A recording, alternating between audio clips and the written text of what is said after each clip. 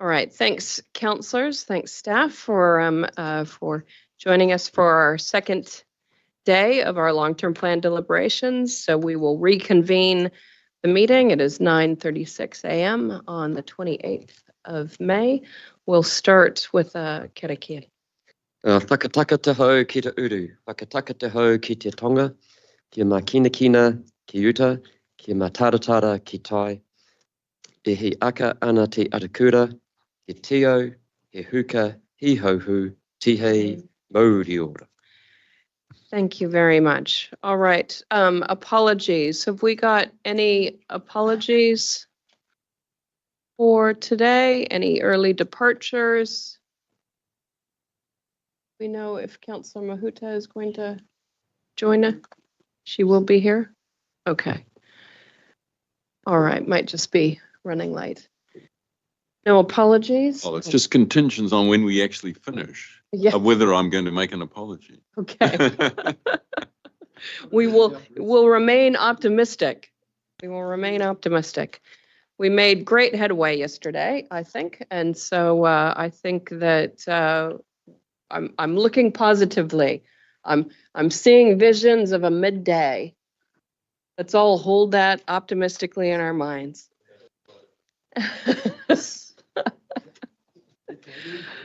Okay, so what we still have to do, we're still sort of midway on the other feedback.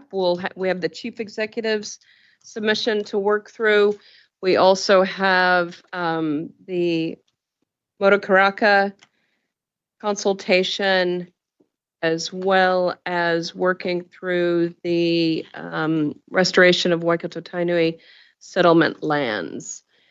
So my intention is we'll get through all of that, and then we will take a break. And when we come back, that's when we'll be our decision-making mode.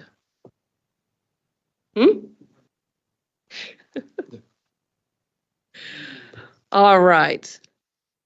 Okay, Chief Executive. No, nobody wants to take this one. Not.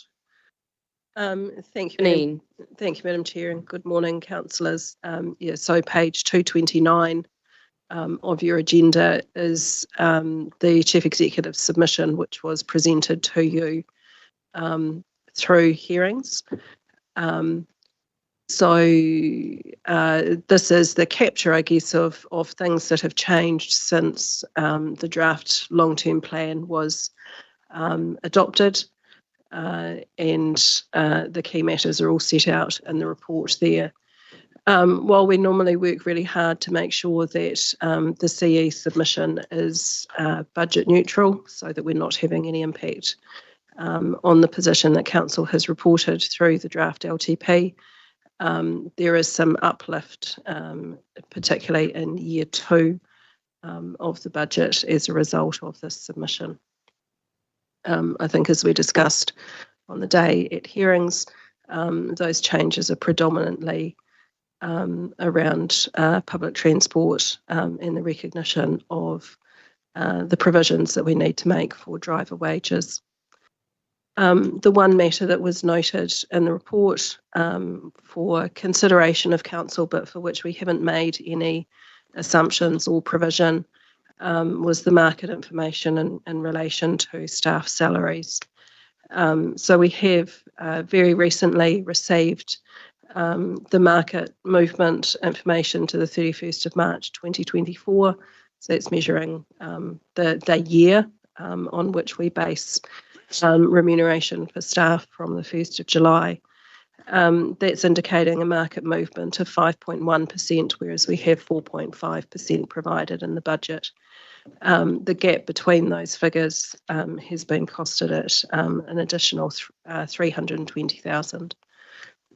So as I say, we just want to highlight that for you. We have made no assumption about it, but obviously would appreciate some consideration of that matter if it's appropriate. Sorry, point of clarification. So the slide that's in front of us shows a set of numbers in terms of total rates that's different from what's in the report that's different from what was put in front of council at the start of yesterday. So just wanting clarity again on what's. Yeah, certainly.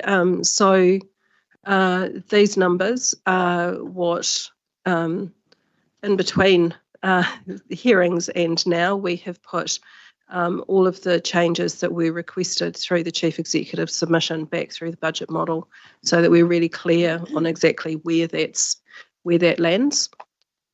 So those are those numbers up there. So I think year one is sort of 6.2 versus 6.3 in the report.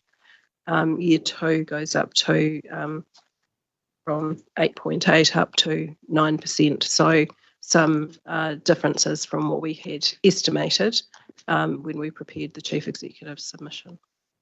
Okay, but the slide that was put in front of us at the start of yesterday had a 7 point. Yes, yeah. So the figures that I presented at the beginning of the meeting was inclusive of both the Chief Executive submission plus the recommendations based on consultation that have been made. So key differences were the increase in the natural heritage rate, as well as recognising the funding impact of the NZTA board decision on Te Huia.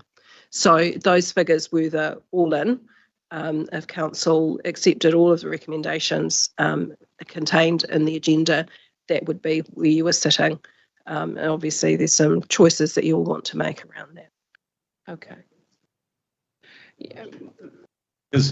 Do we take any notice of this one, or do we take notice of the one that we got yesterday with in which it's going to be adjusted? So through the chair, what I've tried to do with this is to quantify the impact of the changes that have been identified by staff as being needed to the draft LTP.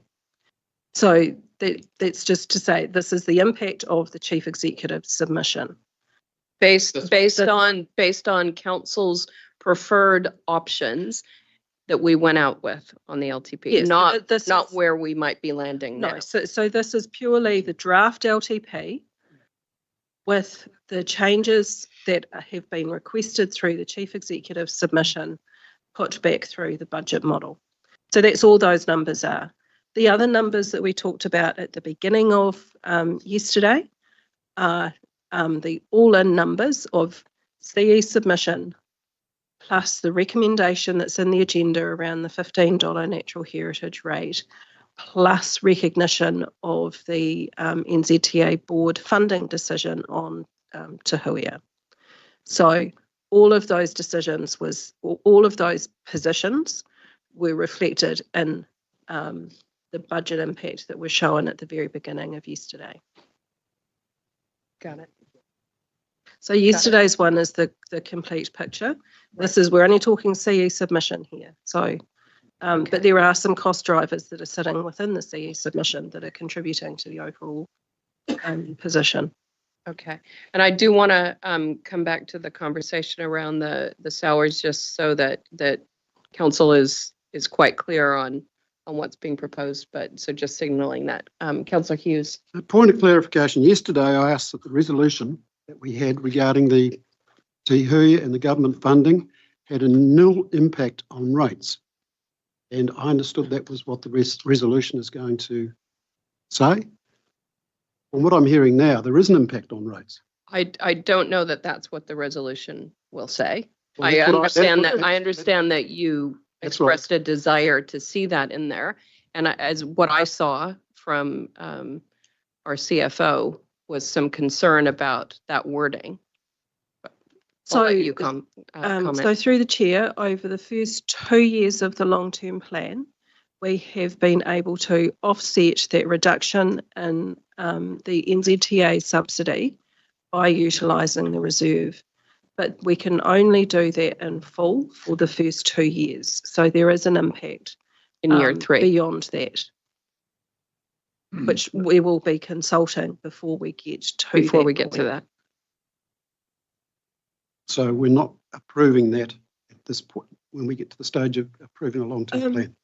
Well, you will be approving that budget position in terms of the whole long-term plan.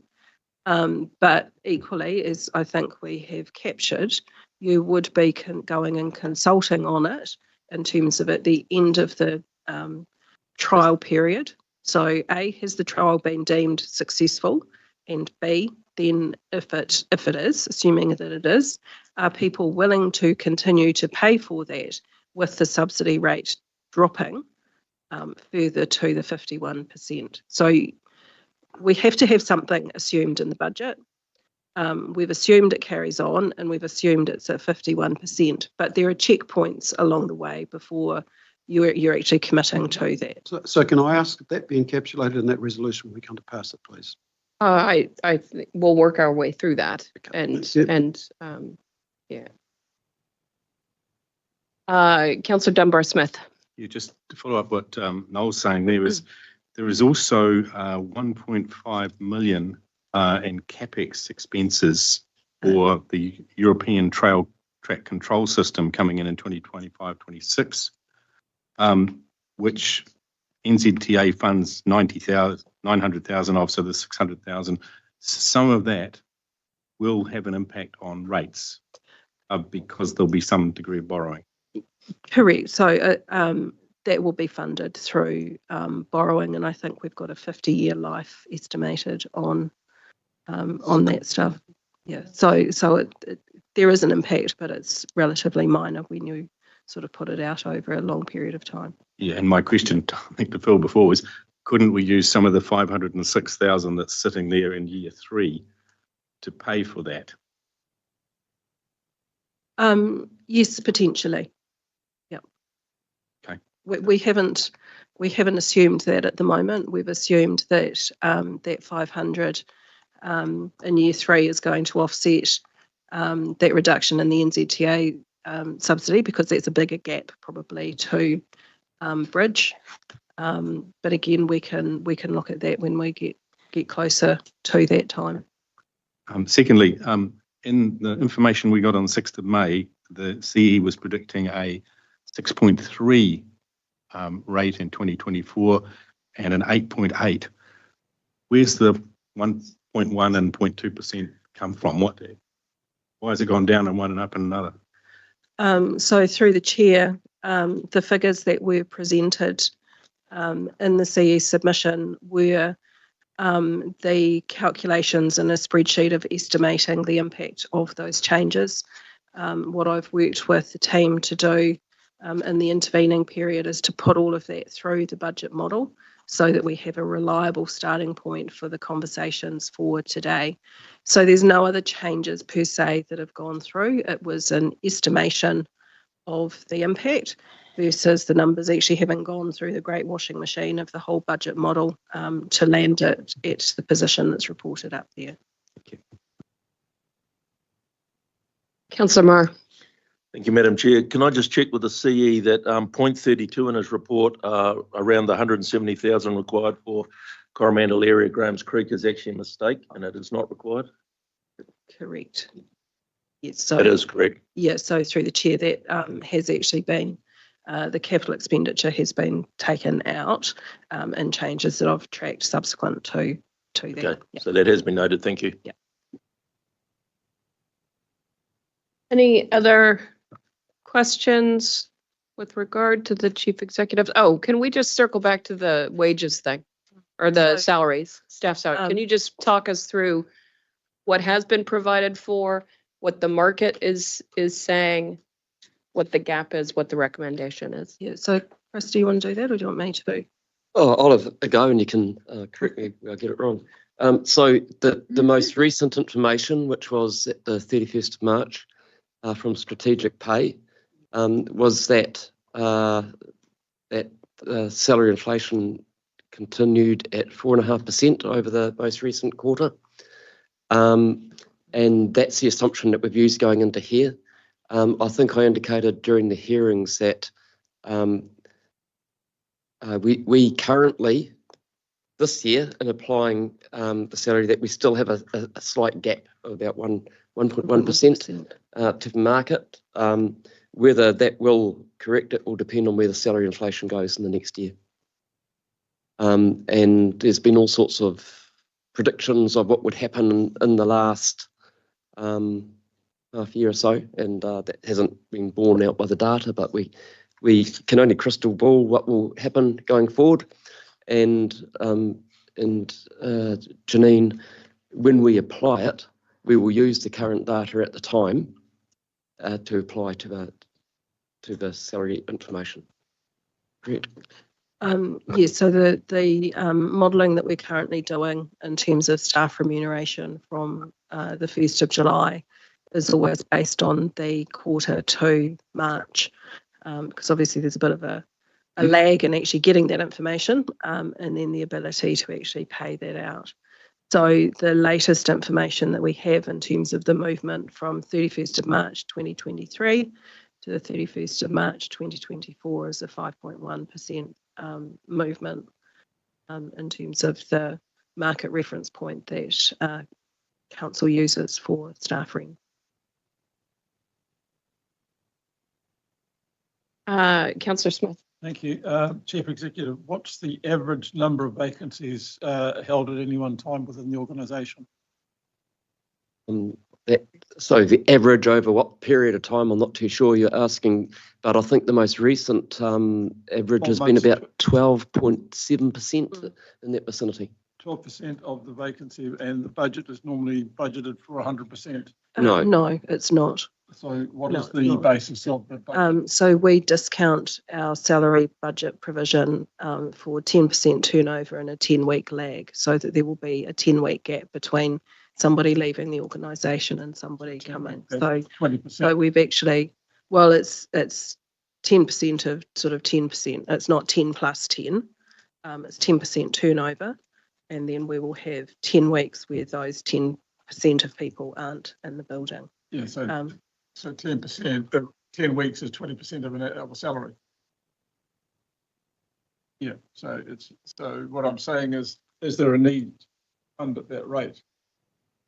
So what the difference could be absorbed without provisioning for more. Hear what you're saying. I think the point I made before, with the way it's currently been funded in the past, has left us at a gap of 1.1% behind the market.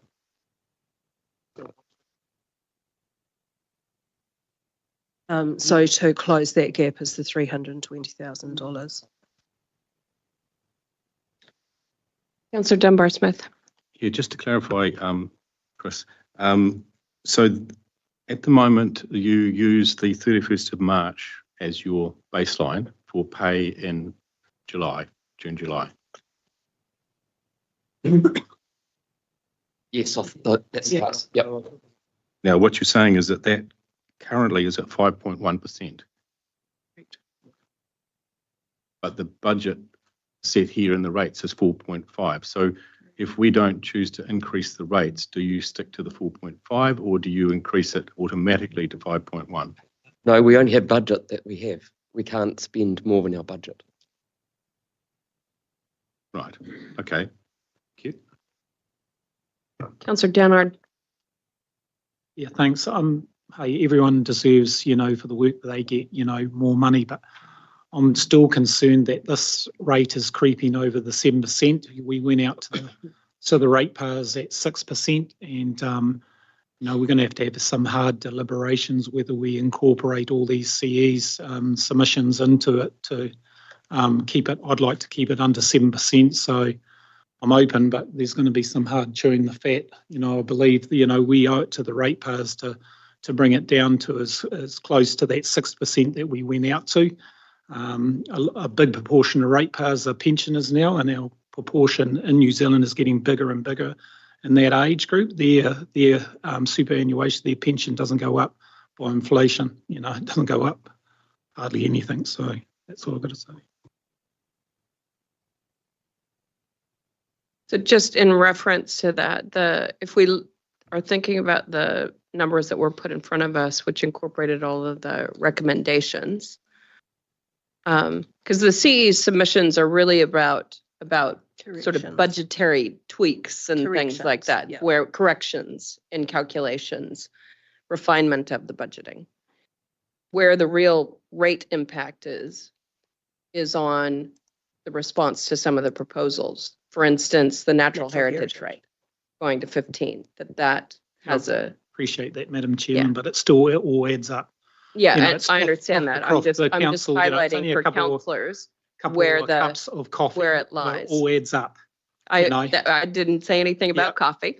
What I'm saying where is, this comes from, and it's, you know, as I say, it's just, you know, some of the budgets, you know, throughout a concern, the drivers, 2 million there and stuff like that. But what I'm saying is that we're going to have to make some hard decisions to whether, you know, the majority say that 7% is fine, but, you know, but it's going to be hard out there. You know, we've got to hear the people, you know, even though we've had 1,800 submissions and, you know, a couple of hundred of them came in and spoke to us, that's still, you know, 218,000 ratepayers out there that are struggling. all right. Any other questions on the CE submission? If not, what have we got? Have we got Murakaraka? So I think we've got. So this is on page 243. Sorry. Yes, go ahead, Just Councillor ask Smith. questions on the IRS computers and then the. Oh, Iris? Iris, yeah. I know. What did I say? IR? IRS. IRS. Yeah, IRS. Well, yeah. Yeah, I've just been. Yeah. Okay, so I'm just concerned that, yeah, have we got, this is on page 231 of 231. Have we really got a handle on these costs? Because these should have been known, surely.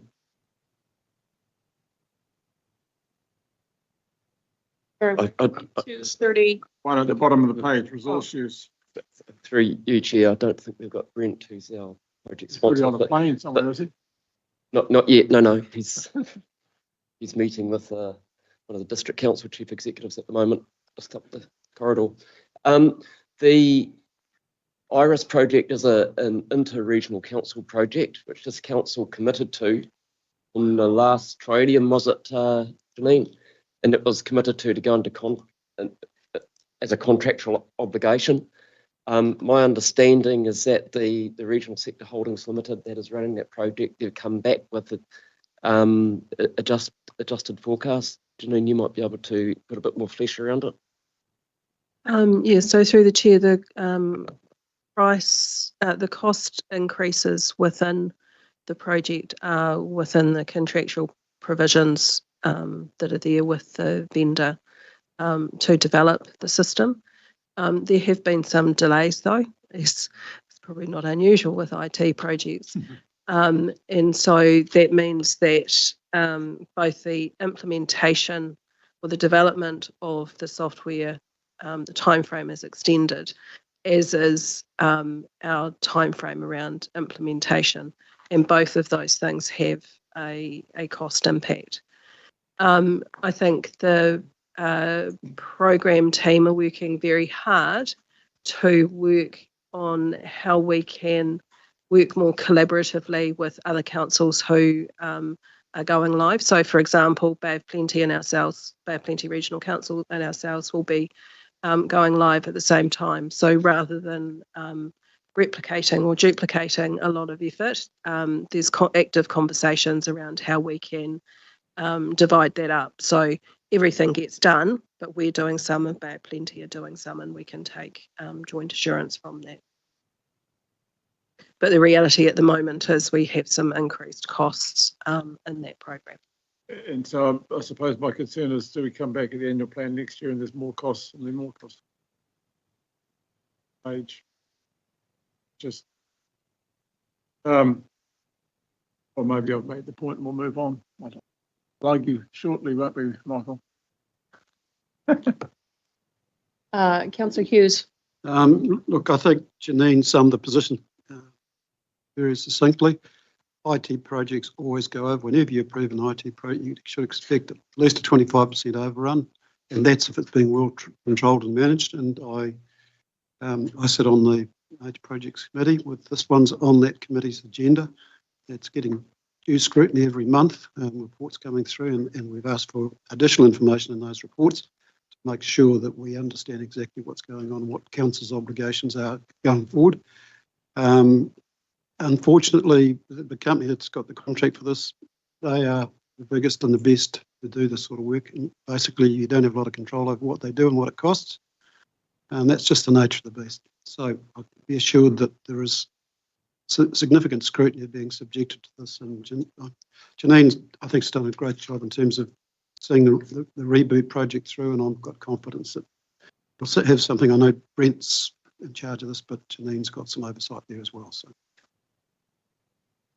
Councillor Dunbar-Smith. Yeah, one comment and two questions. The comment is, yet again, we've got an unfunded mandate with 2.4 million for the bus drivers that the government was going to pay and has now been withdrawn. Is that correct? Was going to be funded by the Climate Emergency Response Fund? So I'll get Phil to respond to that one.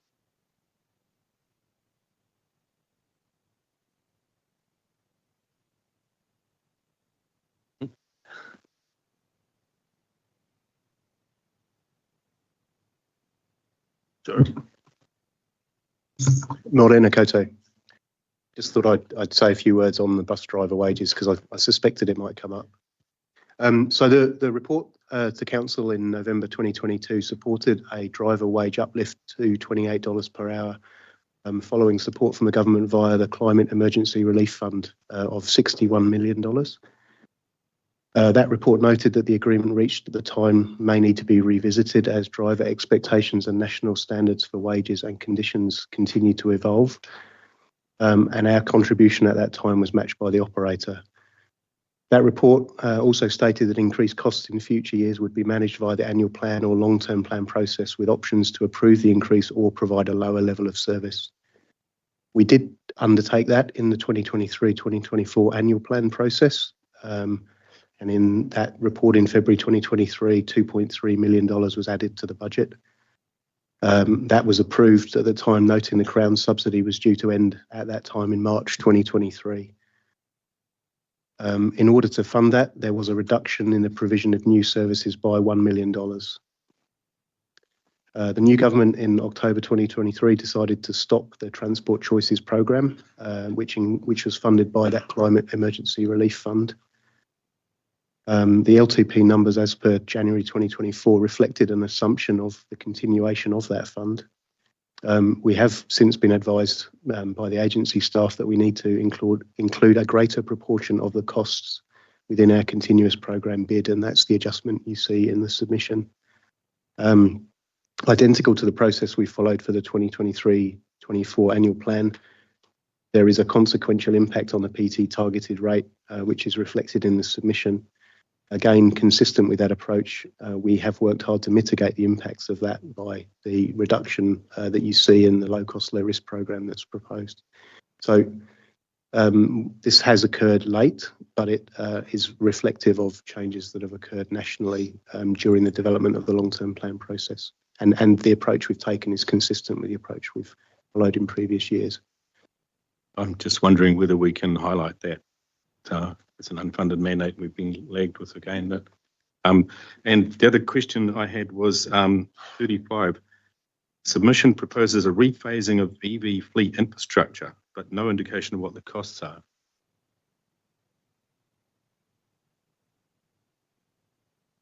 Yes, sorry, might not fall under you. No, that's Go away. that's not public transport. Don't go away.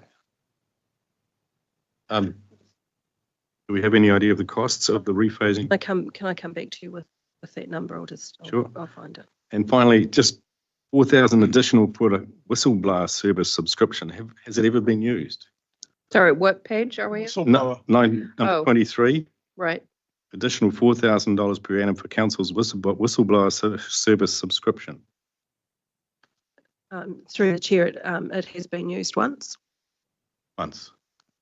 So this is part of our protected disclosures framework in terms of from a fraud risk management perspective. So this the service allows staff to make anonymous notifications through PricewaterhouseCoopers of events that they are concerned with.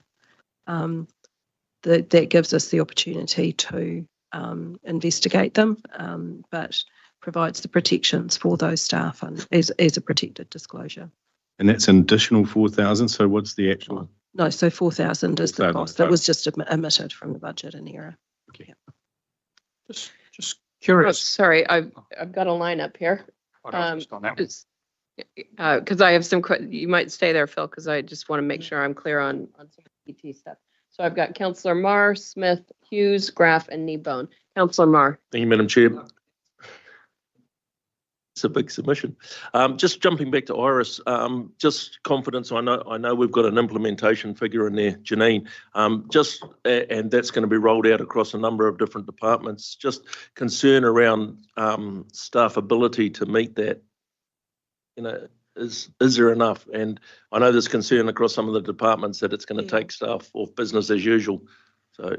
Yeah, so through the chair, and I think that's some of the rhetoric that has been provided through the key projects reference group. Yeah.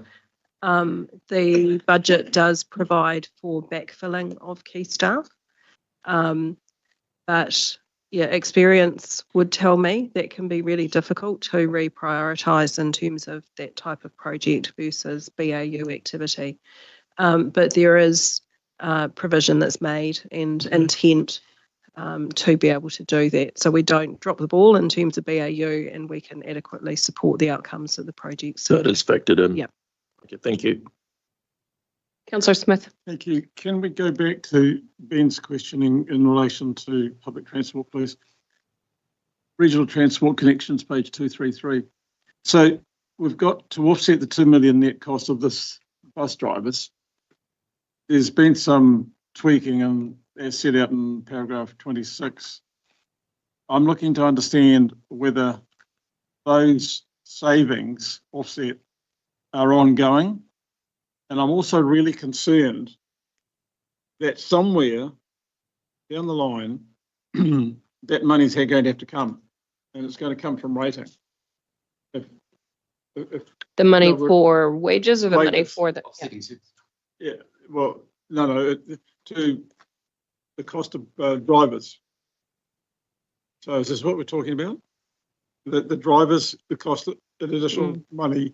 And basically one of the first decisions we made when we came on council. And we all had, well, many of us had concerns about the enduring costs of that, because that would not just be a one-off.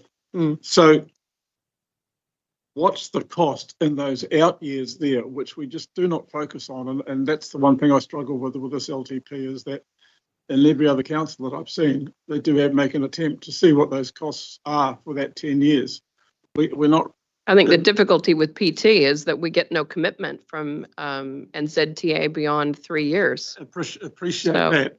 But the reality is PT is here to stay. The government is not going to come along and say there's not going to be a public transport system in this country. There'd be hell to play. There wouldn't be a government for very long. So what is the true cost in out years in the budget? So if we're offsetting this now, when does it really bite? Because if you have to find another $2 to $3 million in, say, year 3 or year 4, that's going to take a big whack there. So I want to tell the truth to the public and say, this is the real impact of what this is all about. And using reserves, offsettings and all that, it's great for the here and now, but it's what's going to kick in and bite the bullet, because at some stage, 2 or 3 of these are going to come together and it's going to be 5 or 10% bang. So please, can I have some understanding of what is the true, if we deal with it and hide the problem, and I don't mean that in a perhaps we just deal with the problem now and put it off to another day. I want to know what the other day means. So through the chair, I think one of our key constraints is actually the other funder in this conversation, which is NZTA. Yeah. But I think we've got to make an assumption that 51% is going to be there, and because it's been there for a long time. So that is the assumption that we have built into the plan. But if we think the low cost, low risk program, we have always said that the year 2 program is quite ambitious, and with NZTA funding approval, we're probably not actually going to get there. but we still have provision made in the budget for it. So is this 2 point, was it the offset of, looking for the 2.4 million? So the offset, is that an enduring offset or not? Because if it's not an enduring offset, then it's going to come back to bite. But so the 51%, yes, we can agree that's the level at which NZTA will traditionally fund. It's what they apply that 51% to that is ambiguous, because one government may prioritize public transport and say, yes, we're going to apply that 51% across multiple routes, let's say. But another government might say, well, no, we're not going to apply that 51% to all of those. We're going to apply it to this. And that's where it's central government policy that drives the parts of the public transport system that they are willing to invest in. And as far as I can see, what is our avenue as a council to predict what that might be? But the issue, Madam Chair, is it's 51%, and if we know what the 51% is, and so drivers. No, but we don't know what the 51% is. 51% is the figure of whatever it is. Yeah, but so we don't know whatever it is. No, that doesn't matter. It doesn't matter. It does, though, as far as I can see. It's 51%. So if you assume that with a basis of inflation at around whatever the 5-year average is, you can predict out within some certainties. And so to not see that impact of that in the out years, I think it's problematic. Can I maybe help with that? The report notes bullet point 27, net cost savings of 757 have been identified from the low risk program in year 1. And that's one of my questions. Is that identified? It's only in year 1. Or it's only year 1, isn't it? That's correct. Yeah. That's what's stated in the report. Yeah. Savings. What constitutes those savings? Are you looking at the GPS and saying NZTA is probably not going to have an appetite to fund these types of public transport? Yeah. So I've said several times that the government policy statement that came out from the new government included a reduction of funding for public transport services nationally, even at the upper bound. Our focus has been on protecting the continuous programme of services, which are the long-term contracts that we have in place. And even those may be vulnerable to decisions that the agency are making right now.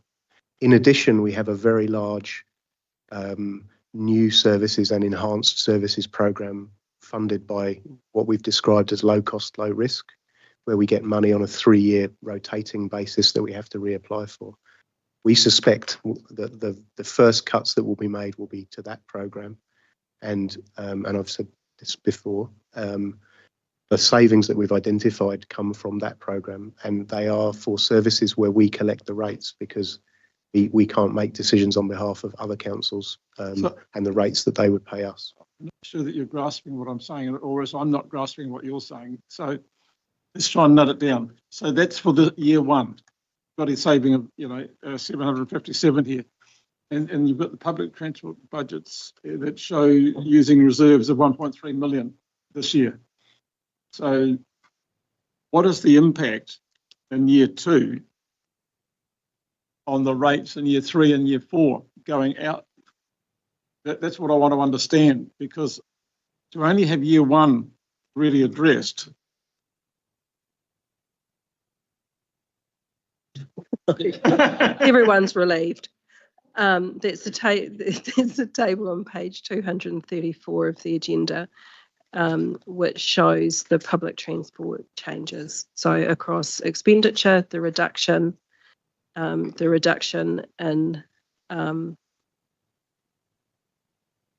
that's right, Phil? No, that's the change. So that's the increased costs that we see coming through in terms of the driver wages and how that is proposed to be funded. So that's the rating impact of what's been requested through the Chief Executive's submission. So that jumps up to 5.9 from 2.7 in the second year. So is that additional two reflected and up there? Yes, it is. That's why we see year 2 increase the 6.2 to 9%. And is it included in all those out years? Yes, it is. How can it be?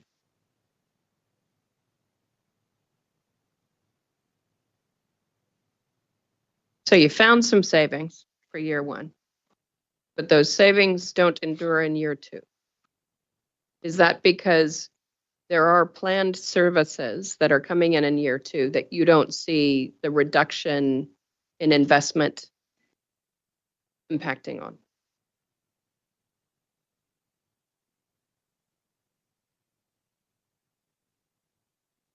The statements are in the report. Those are the savings in year 1. We don't yet know what the government's decisions will be around the programme for years 2, 3 and on. So on that basis, the numbers here reflect that goes on the rates. I think Councillor Smith has been suggesting that instead of, if I got this right, instead of assuming nothing, that there's an assumption that something will continue. Now, I don't know if that's a good, valid assumption or not. But that's what you're suggesting, isn't it, into the out years? Yeah, but buses are going to continue some way or another, whether they're reduced or otherwise, but there's still got to be a 51%, a fair assumption of 51% of a level of service government will fund through the NZTA. Whether it's 100% of what we've got now or 50%, I don't know. So that's our baseline assumption in terms of public transport services, bus services, is ongoing funding at 51%. The question and the uncertainty that we have is what's that program that's being funded? So as Phil said, focus or priority has been given to the ongoing program, the continuous program, with the low cost, low risk being the area of uncertainty as to whether we will get anything funded there or not, but we don't know that at the moment. So and this is the challenge that we have every LTP, I think, that our planning is slightly out of step time-wise with NZTA's. Janine, I think that Councillor Smith's suggesting we add more into the rates to allow for it. Well, is that we're advocating for, Councillor Smith? The issue is, allow for, I'm sorry, so I'm confused in terms of what's the more that we're allowing for. What I'm saying is with the bus, you've got two issues now. You've got the bus drivers, the enduring cost of that. So that's got to have been reflected in these budgets in the out years. This low cost, whatever it is, did we only have funding for 1 year? Or was there, I would have thought the low cost services would have been more than 1 year. Three. We had a 3 years. So is year 1 of the LTP the 3rd year of the low cost scheme? No, I think year 2 is year 1. Yeah. So, because normally they're in LTP cycles, and therefore 3 years would have been 3 years of that, or it might have started. So, what are the sort of 3 years of that program? That's the misalignment of our 3 years that we look at, and the 3 years that NZTA looks at. So the 3 year timeframes are aligned. Our year 1, 2, 3 is their year 1, 2, 3. But we are doing a process through the Regional Land Transport Plan and through the agency's funding systems in parallel with everything that we're doing for the long-term plan, with them advising their decisions 3 months later after you've adopted the LTP. So I'm sorry, I want to just labour this a little bit more. It's their funding matches our LTP. So you're suggesting in year 1 they're going to cancel a 3 year program, and therefore the 3 year program won't exist. Is that what you're saying? So when they make their decisions on the funding for public transport services nationally, and we hope to hear that alongside the release of the final government policy statement later in June, but they will tell us what they will fund for 3 years. Right. Okay. I'm starting to get it. Sorry to labour it, but. But I just want to be clear. What are you advocating for in terms of some sort of a change here? No, I wanted to understand that if this funding has been found in year 1, and my understanding of the NZTA funding and the likes, is normally on a 3 year cycle to match an LTP. Therefore, why isn't there funding in year 2 and year 3 that we have provision for that is not available to come out and be a savings against the budget, which would reduce the rate increase? Have I got that completely wrong? So if you've got a 3-year cycle and you've only found savings in year 1, where's year 2 and year 3 of the program? Why isn't there savings there that we could also pull in and lodge against this to reduce? Take it offline and come back. No. All right. Okay, Well, where am I? I want an answer. Yeah. Take up too much more time.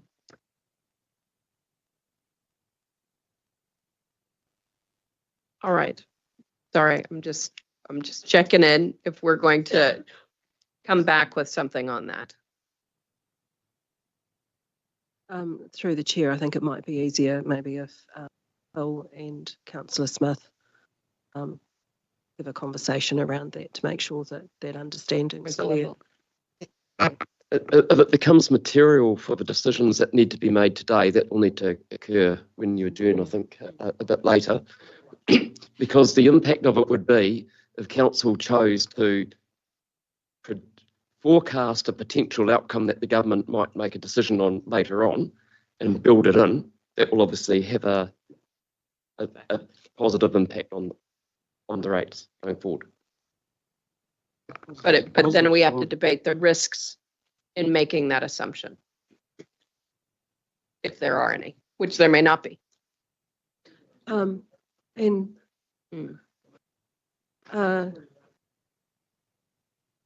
I guess remembering that we will, before you actually get to 25, 26, we will understand what those programs look like. So from an LTP perspective, definitely needing to signal those rating impacts.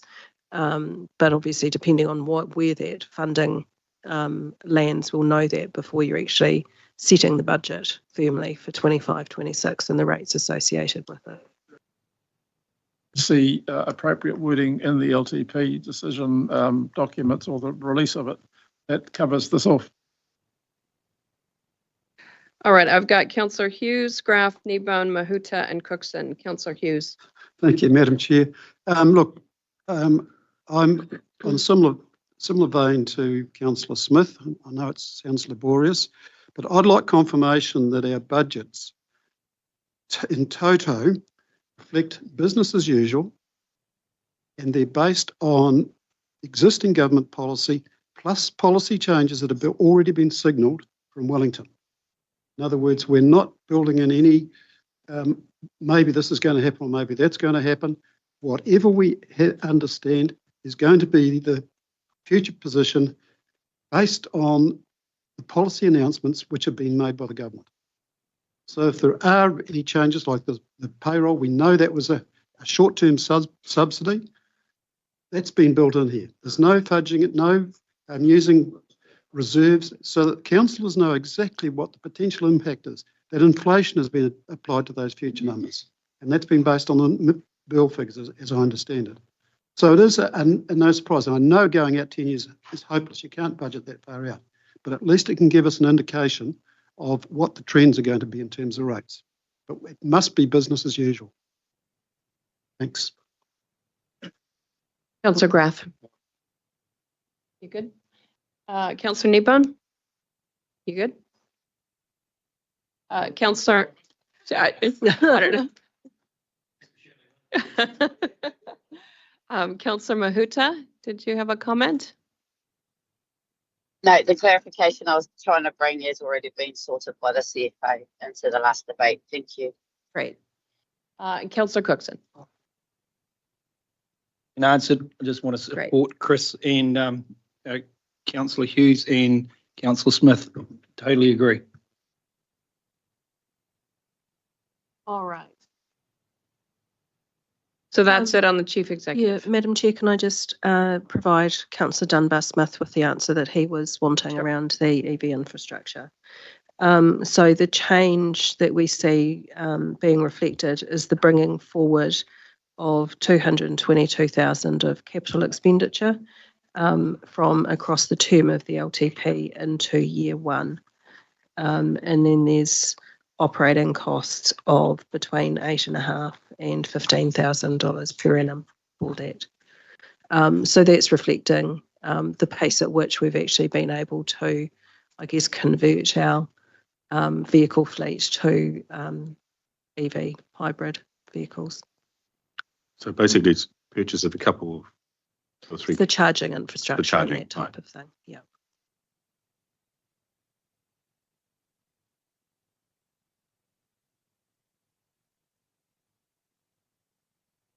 Councillor Marr. Thank you, Madam Chair. Can I just ask the CE and the directors that are in the room, is there anything else that's not in here? Is there anything that they're aware of that's coming up? I just remember coming into our triennium, we were asked about the vessel and updating that, obviously driver wages, et cetera, et cetera. Is there anything that they are aware of that could possibly affect this? I'm just not picking on PT, Phil, but we spoke about rebranding the buses and stuff like that. I don't see that in here, and it may have been ruled out, I'm not sure. But is there anything else that they are aware of that could possibly affect this budget going forward? Sounds like a no. Inflationary impacts, what happens in the world. Let me give you a crystal ball. No, I think that we've probably tried to signal whatever we can into the Chief Executive's submission. You did ask a question of other directors, so just checking if any of them are going to want to put their hand up. That gives me confidence. Thank you. Thank you. Thank you. All right. We're now going to go to page 243, which is the outcome of the Motukaraka supplementary water take consultation. I understand we have Sarah Leyland and online. Greg Ryan's online as well. Kia ora oh, thank you, Chair Story. Kia ora tātou, Chair and Councillors. So I will just briefly talk you through a few key points on the Motukaraka supplementary water take consultation outcome. So alongside our long-term plan process, we consulted with the identified Motukaraka beneficiaries, of which there were 14 landowners. We put 3 options forward to the landowners, and the summary of that consultation information is on page 250 of the agenda. Option 1 is that Council continue to manage the supplementary water take and establish a 100% direct beneficiary rate. Option 2 being that Council transfer the water take infrastructure and the associated resource consent application to the beneficiary landowners at Motukaraka. And option 3 is decommissioning of that supplementary water take and withdrawing of the consent application. We received 7 submissions in total, and all of these were in favour of option 2, being the transfer to beneficiary landowners. And, you know, on this basis, it's recommended that Council do proceed with option 2 to undertake this transfer during year 1 of the LTP. And happy to take any questions. Any questions in relation to the item?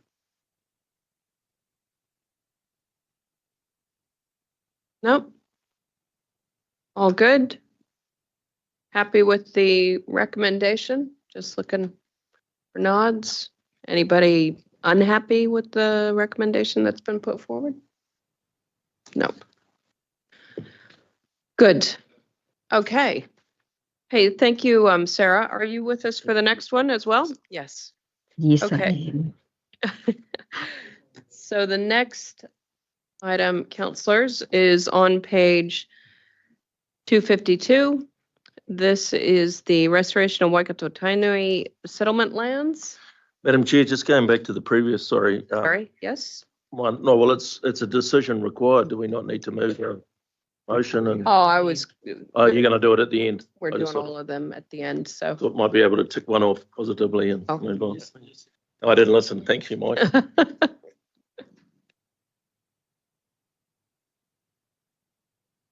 Okay, so 252.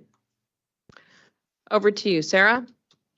Thank you, Chair Story. So the restoration of Waikato Tainui settlement lands reflects the commitment to restoration of lands which were captured in the recently adopted strategy, Toitū Te Whenua, and the associated implementation plan, Mahia Te Mahi, which went before Council and the Co-Governance Committee in April this year.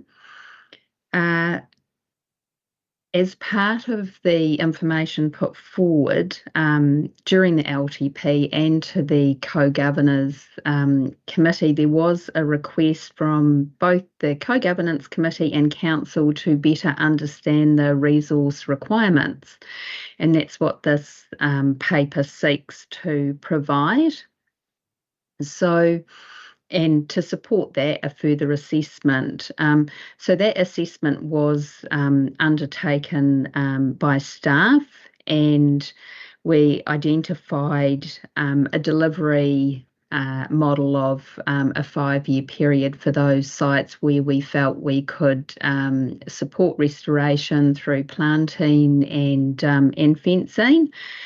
And we identified the budget from our existing budgets across biodiversity on scheme land, river care and community partnerships, and that was one of the requests, was to have a look at how we could utilise our existing budgets. So based on the funding provisions over that 5-year period, that would provide 36% of the funding requirement, and then there is the opportunity to apply for the remaining funding sought, through other funders such as Waikato River Authority and WASEAT as well.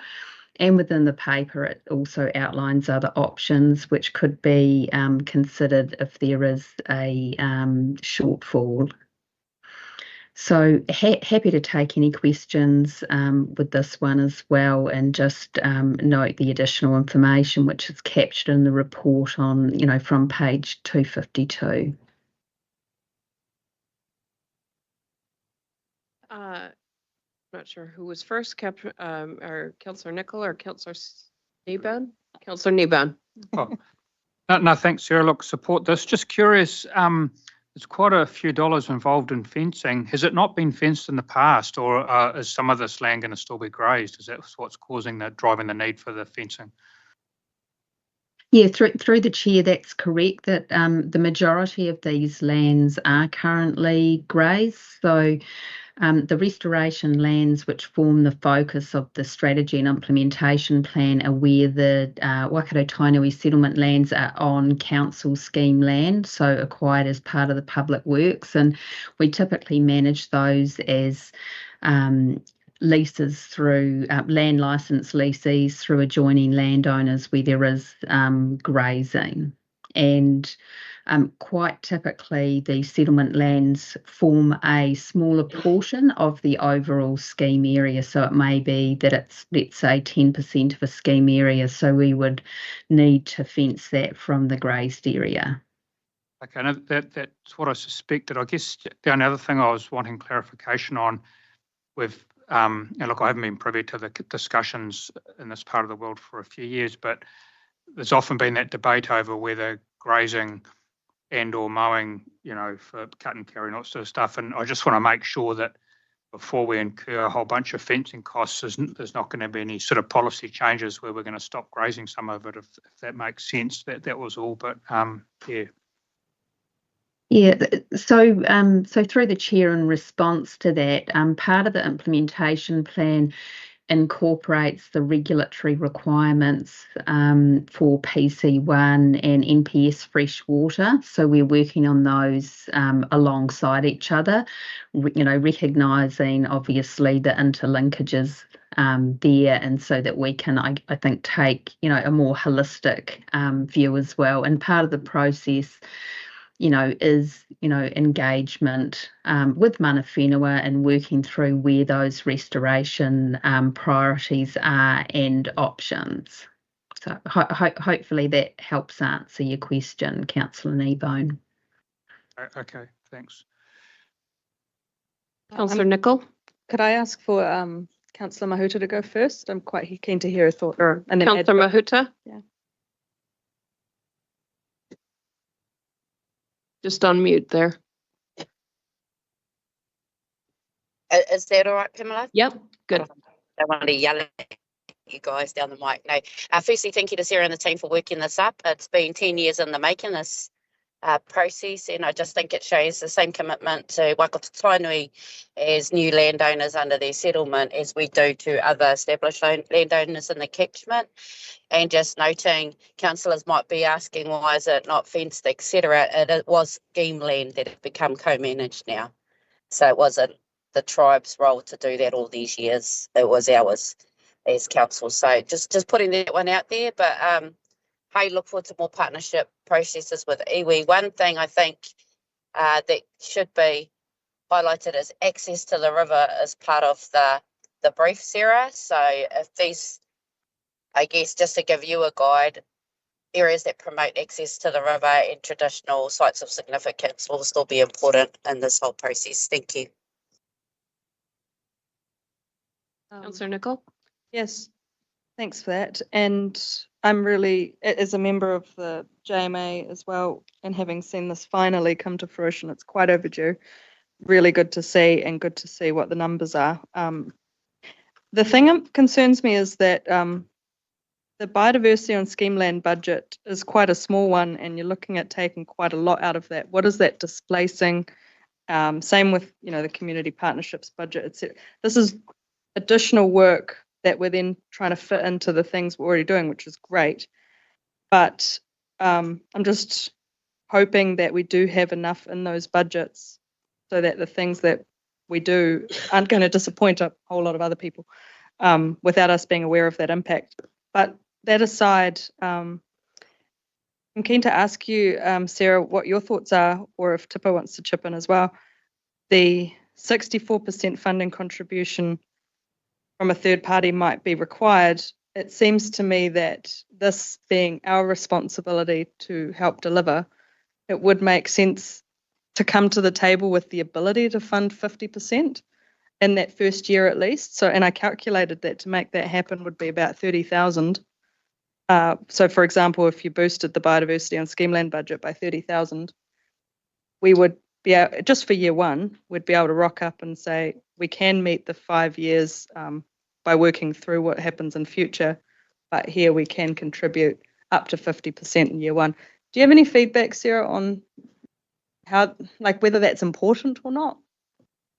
Well, because you say WRA or we seat funding, do they require 50% in order to get that, or?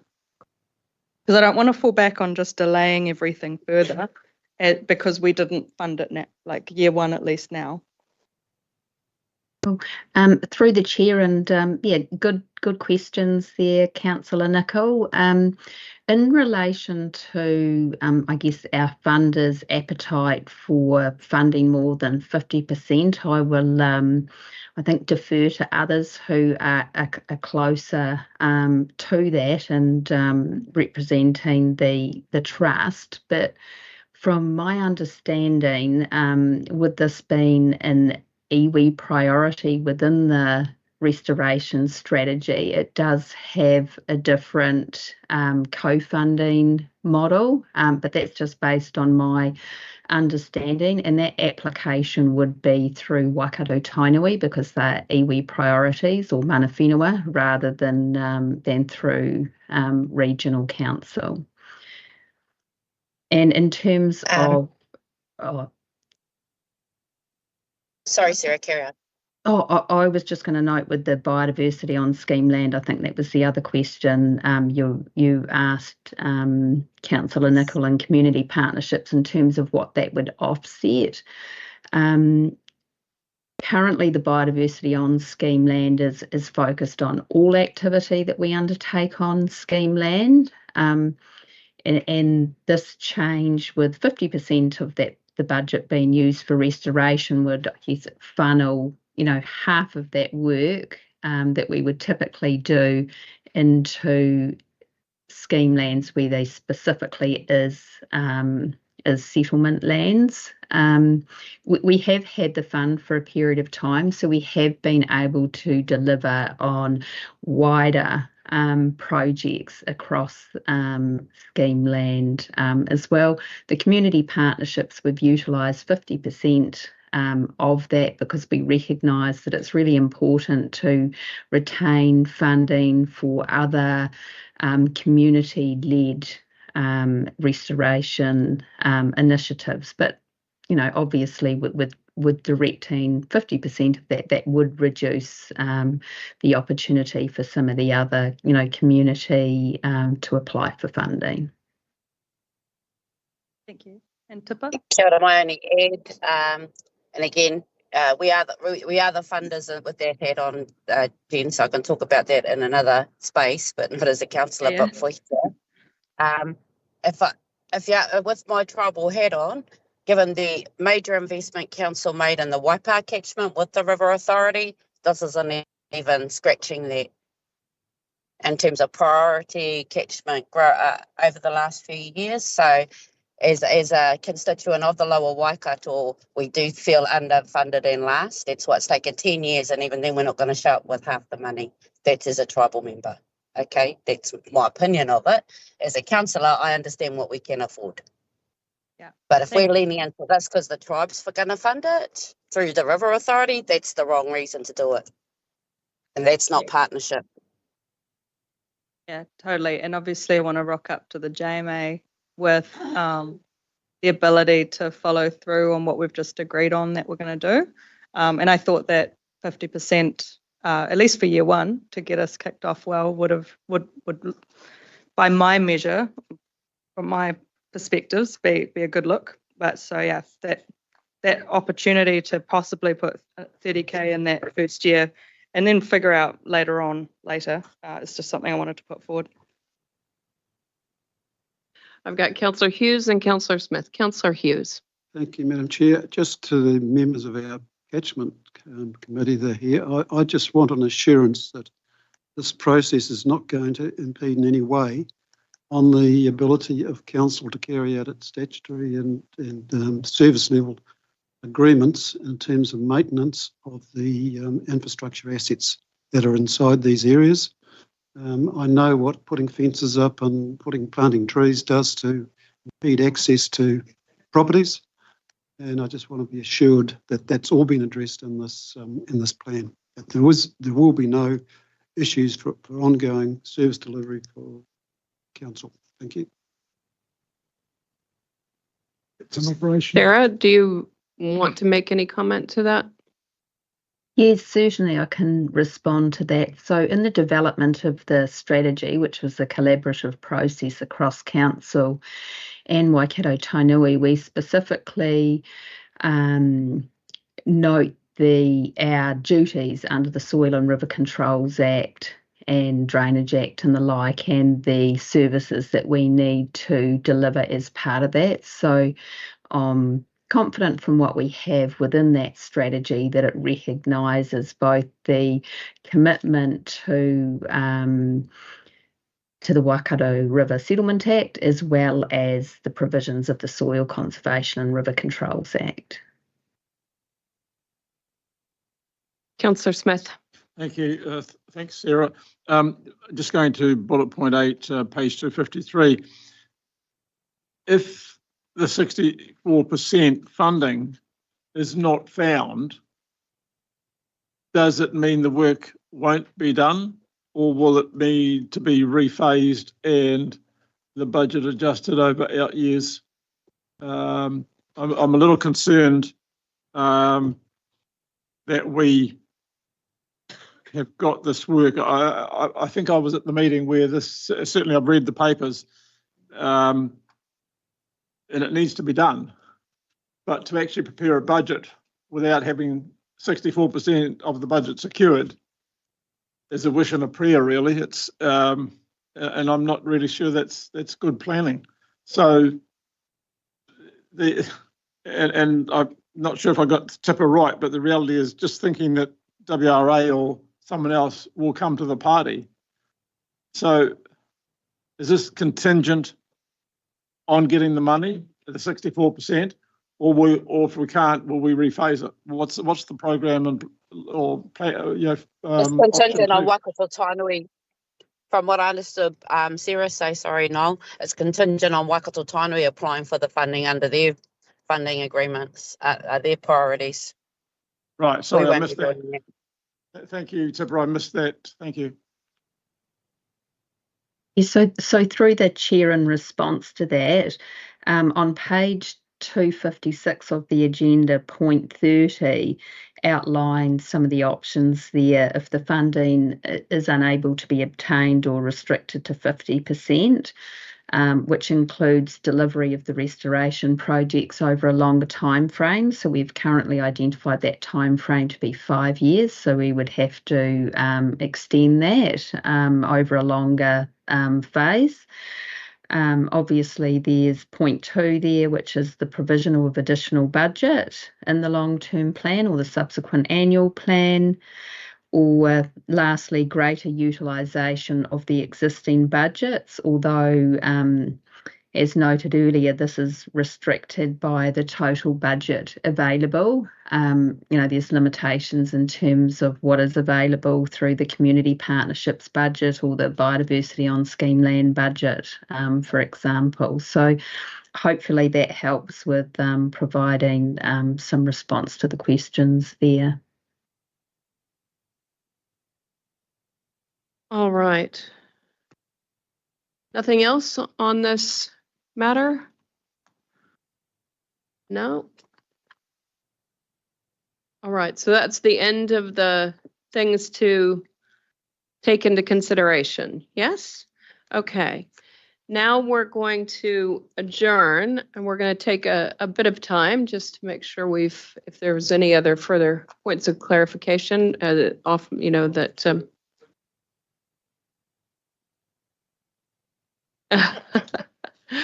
so we're going to adjourn, and I'm going to say indicative, maybe 1/4 past, but we'll see how we go. So meeting adjourned 10:49 a.m.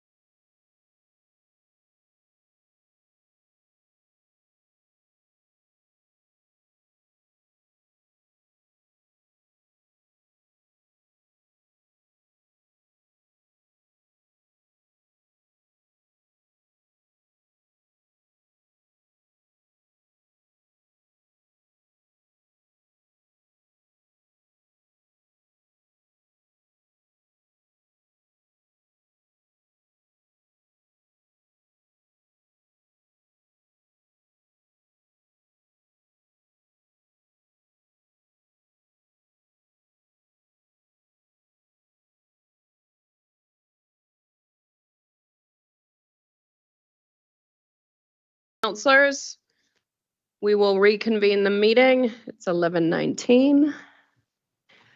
Now, I do understand there was some further discussion around the PT during the break. Just wondering if we wanted to provide any clarity. Yeah, so I think Noel and I have managed to work out what we were both asking. I've had confirmation from the team that all future known changes are included within the budget. And in addition, the table on page 234 of your agenda shows a line about a third of the way down, change required to PT rating. That line shows the worst case. So we don't believe there is a need for there to be a further changes made in later years of the LTP, because that is included in the budget and does continue through. So the CE submission changes are effectively that line in bold about a third of the way down the page. Right, Councillor Smith. Yeah, thank you, and thanks, Phil, for that clarification. The issue for me has been satisfied that there is provisioning in year 2 and year 3, and it just took a little bit of understanding, and I think both Phil and I learned something. So thank you for. Wait a minute, who's the old dog there? It's in there, and just having a quick chat with the CE. Should government policy change, well, that obviously will have to be addressed, and that will reduce that number. So, yep, thank you. Thank you. Okay, councillors, we've now had lots of discussion around things. So we've got before us there the revised budget position that's based on. So, Madam Chair, this is the all-in budget position in terms of inclusive of the CE submission, the recommendation around the uplift in the Natural Heritage Partnerships rate from $8.68 to $15 in year 1, and is reflective of assumptions around the Te Huia rail funding over the term of the LTP. Your rate been regionalised in year 2? Correct. Yeah, you. that was in our draft LTP. That was the assumption that we'd made. Okay. Now we'll move to the motions. Sorry. Madam Chair. Can I ask for an explanation of how you intend to do this? Is it subject by subject through the subject by subject? So we've got an initial motion that will receive all of the reports. So we'll take that, and then we'll work through proposal by proposal. And then I think that the very end there's the wrap up that has all the numbers, the one that has all the dollars in it. Yeah, which we will invariably just need to tidy up based on that slide.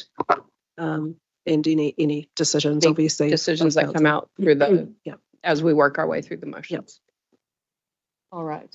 Councillor Downard. So will we get a chance at the end? Well, we probably won't. Will we, when we're going through each resolution, we make the resolution, it's set in place, but we won't know the true strike rate until the end, but we won't have that opportunity to go back because we've already done those opportunities. I think that there is, if councillors are wanting to see the impact of something different than the all-in, then we could explore that now. Yeah. Yeah. Yeah.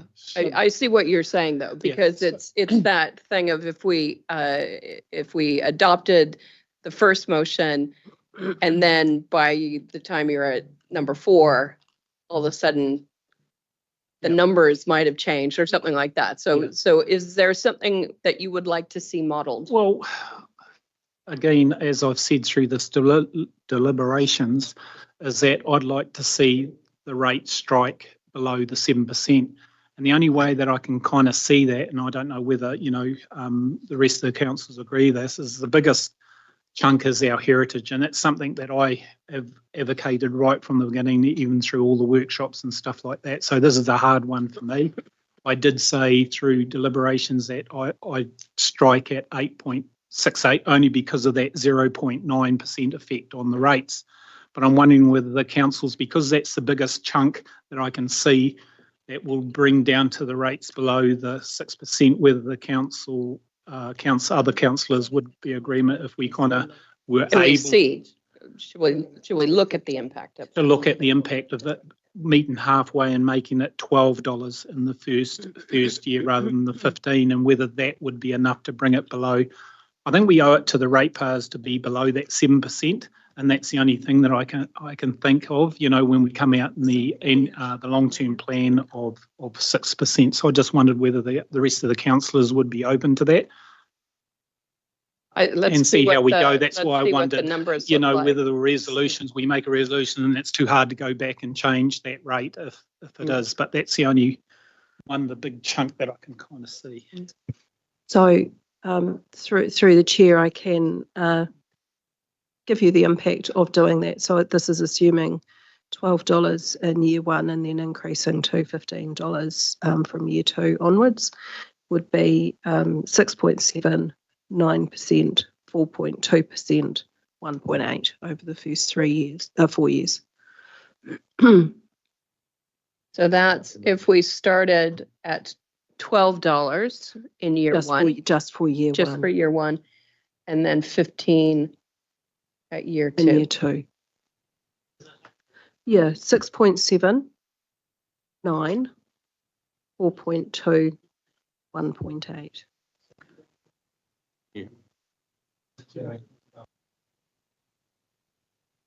Suggesting because you're going from 12 to 15. Sorry, let's use our mics so that we can. Point of order. Sorry. Point of order. Yes. We're moving into an individual topic.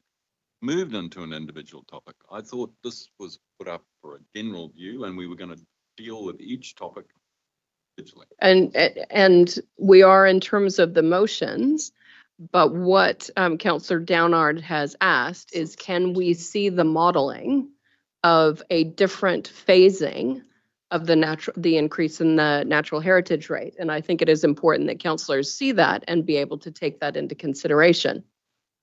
Sorry, Councillor Clarkson, I just wanted to, I didn't want to be caught later on after and then not being able to express my. Also, could we look at the $12 right through the 3-year process rather than just jumping to 15 in year two? Modelling on that. I hope everyone's going to save all the maths in their head because I've only got one model. That's while Janine's doing that. There might be other variants that people are going to ask, and I'm just wondering if there's going to be another way to do this. Either we need to flush out all the models at the start that people might want to compare. And then do the numbers and then put them up. Or we could be here quite a long time just adjusting numbers a bit to get the numbers that different people want. Except the only thing that's really significantly increasing the budget provision is the natural heritage rate. It's not Te Waka and those. So along those lines, I guess what the chief executive is suggesting is, we've had a suggestion of $12 in year one, moving to 15 in year two. We've had a suggestion of $12 for the 3 years. Any other combinations that councillors would like to see modeled? Because if we can get that out, then we could get them up on a screen sort of a thing. I'd like to go 1 and 2 and then 3 to $15 then. I think that's fair if you're going to do the others. So 12. No, year 24 and 25 both being 12 and then 26 go to $15 then. Well, maybe that, maybe that as well. What I'm going to do, because it's important that we see the impact of these numbers. I think that there is general agreement that this is the item where there might be some movement available. Because what I would like to get to is, okay, here's an area that then we debate from there. Do you know what I'm saying? But we need to see what the numbers look like in order to feel comfortable to have that debate. My view is we've jumped ahead again, so we should be holding a vote. We've had a straw poll already on a particular issue, and we should be undertaking that process before we start the horse trading. I'm not calling this horse trading. What I am seeing is that certain councillors would like to see the modeling. And so I want to canvass what are the various models that councillors would like to see so that they can take it into consideration when they are considering this proposal. So we've got up there 15. We've had 12 in year 1, 15 from year 2 onwards. We've had 12 in year 1 and 2, and then 15. So I think that that's 3 options that we can look at. And okay, 12 throughout 4. End of it. That's 4 options. None of which we consulted on. Well, but we consulted on a range between 5 point and 15. And people were able to make an opinion. They didn't have to pick one of the options. And the numbers were very actually in favour of the 8 point thing, and almost all of the councils came in at that level. So 15 is a stretch. So I'm just going to adjourn again so that I can let Janine so I've got work these out. Sorry, I've got 2 of the scenarios. So I've got the 12, 15, 15, 12 for 3. What was the other? Just a solid 10. 12, 12 and 15. I'd like to foreshadow a motion to support 15, please, Madam Chair. Got it. Noted. All right. We're just gonna adjourn the meeting for a second. Let Janine do some modeling.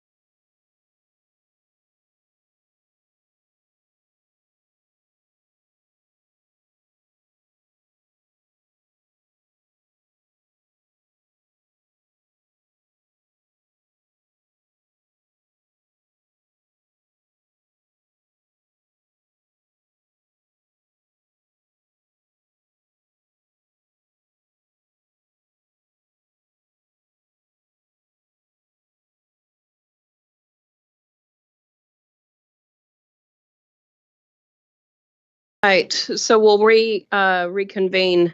We've got some just some modeling just for consideration. We're not I've got the foreshadowed motion, but we still need to go through the motion to accept all the reports and things like that. But just a consideration of what those various suggestions might look like. Any questions on any of those?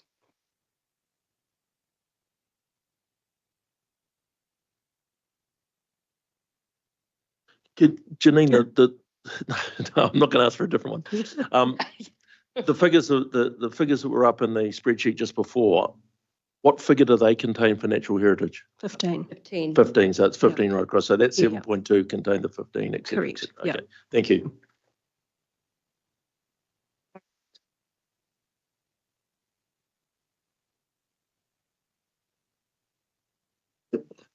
That's the second and third year that's really. So it depends on effectively the determinant. So it is $15 was what I'd modelled it on. So, you know, if council's entertaining at $12, it's for how long that is in place for as the change.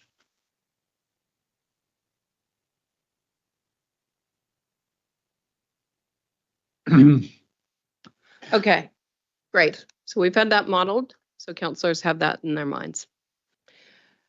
Okay, we're going to go to the first motion, which is all around receiving the reports. Happy to receive the report. So I'm going to move her in Councillor Nicol and a second in Councillor Kneebone. All those in favor? Opposed? Carried.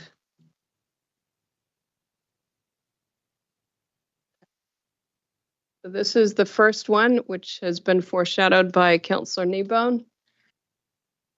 That council proceeds with option 2. This is the $15 per property.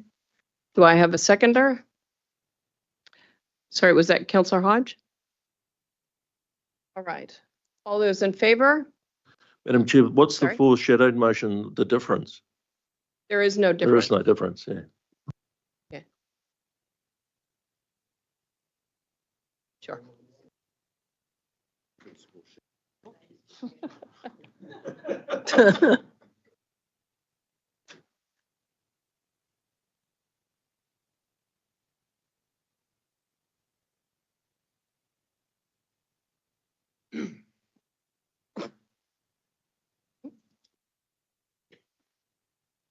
Do we have to do the calling names out when it's quite a clear division or not?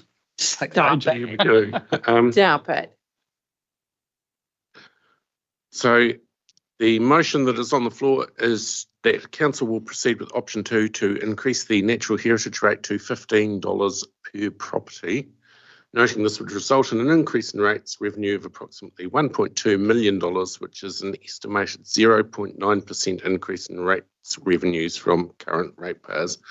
So I'll call your names. Could I just have a quick comment before Dave asks for the vote? Oh, sure. Yeah, as the mover. I don't know why you guys, or why some of you want to increase rates in year 2 with that $12, $15 option. It's an election year. I shouldn't say that too loudly, but look, we've consulted on the number. We've got a lot of submissions and support, so that I think it's the way to go. So yeah. Mm-hmm. Anyone else? I suppose before we go through, anybody else want to?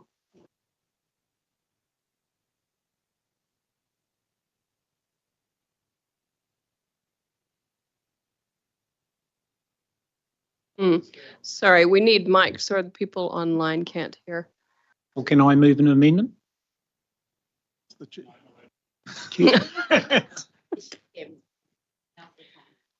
Yes. Can I move an amendment that it's the $12 first year, $12 second year, and $15 the third year? Which brings the rates down for the first year and the second year as well.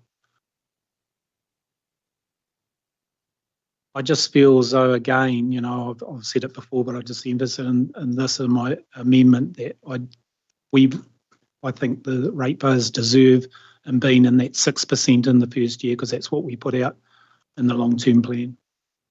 So we've got a mover of that amendment. Do we have a second? Councillor Cookson? Sure. I'm not indicating by what I'm going to say is what I'm going to vote, but I look at the fact that 42%, which is not more than 50% of the people said $15. It's the biggest group, but it's not the majority. Majority supported at least 868, because if you look at the 15, that includes the 868. So there's an overwhelming majority that supported the 868. So by doing a midpoint between the 868 and the 15 is more reflective, in my view, of what the community is telling us. And that's an observation that I make. I personally will now tell you I will tell you what I personally support is the 15. But the issue is, I'm pointing out that the majority have supported 868 or somewhere in between the 15. I'll leave it at that. Thank you.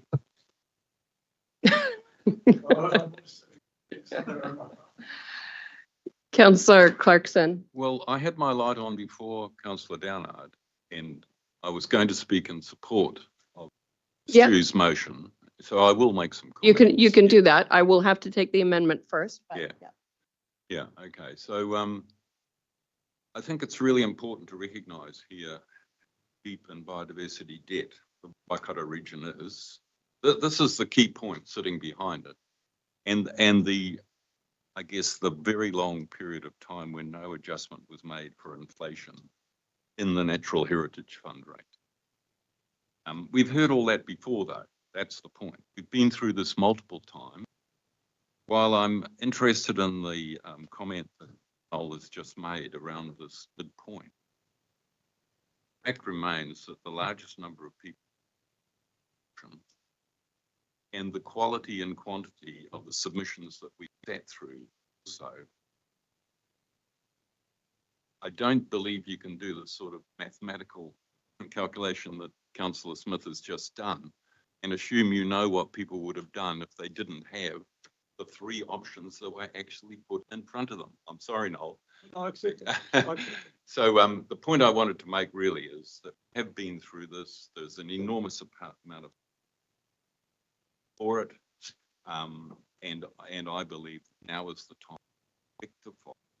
There's a long-standing natural capital or biodiversity debt that this region still carries and will continue to carry, even when we've been working away using a new rate, $15, for a considerable period of time, because impacts have developed essentially over more than a century of the way we have looked after our land, or not looked after our land, point that I would make. And of course, it's not just terrestrial, it's our water and our coastal and river.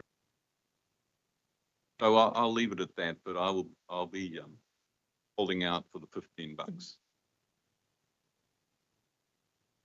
Councillor Dunbar-Smith. Yeah, thank you. I will be not holding out for the 15. I'm going to go for the 12 because I believe that while we have a biological deficit, we also have a financial deficit, and it's facing many of the people. We promised them a 6% rate increase, and we're now looking at 7.2. I believe it's unethical to go out with something beyond 6% or in that vicinity. And the preferred option that we went out with was 8.6, which covered inflation. Coming to 12 is certainly meeting that, and it's almost all of the district councils came back with the 8.6 as the preferred option. So to my mind, many of the people who came with the 15 had vested interests in that. So thank you. Councillor Marr. Thank you. Can I just get clarification, Janine? So this fund is open now for applications. What pool of money are they applying for? Would it be this, say, if it did go up, would it be the increased pool, or would it be the pool as it sits currently? I'm assuming that if the funds are open at the moment, that is trying to take applications for the next financial year, which would be against the higher value. that's an assumption, but I think at the moment all of those funds are exhausted anyway. Oh, Patrick's here. Yeah, so he's nodding. Bar the small scale. There's no more on the small scale either. There was just Well, why'd we open applications for funding if we got no money? In anticipation, I think, of the New Year's funding. Right? So, Okay. Sorry. Yeah. So hello, Hi. Patrick. hey, Patrick. So there's a small scale funds open at the moment. So that's for this financial year. We haven't pre-allocated that fund. So we have an amount every year that we give out. So that's different. This is the Natural Heritage Rate, which covers the Environmental Initiatives Fund and the Natural Heritage Fund applications. Which are cleaned out. Yep. I'm just thinking in terms of this. We've got the biodiversity, the natural heritage rate, but there were also through this LTP process, we have talked about increased investment in biodiversity and biosecurity through our other teams, right? So just in terms of this is not the only way that we are choosing to invest in this space. It's this and that. Yeah, and Patrick can talk, I guess, more broadly about that, but even just within this fund, from about year 4 onwards, we see signalled increases coming through anyway. So what I've been capturing, I guess, is the change from what we currently have in the baseline to these new rates. But Patrick, do you want to talk, more generally around the biodiversity business case, I guess, biodiversity, biosecurity? Yeah, and my surface just went flat. So the other areas of investment that we've proposed is coyote protection, wilding pine management, marine and freshwater biosecurity, and alligator weed management.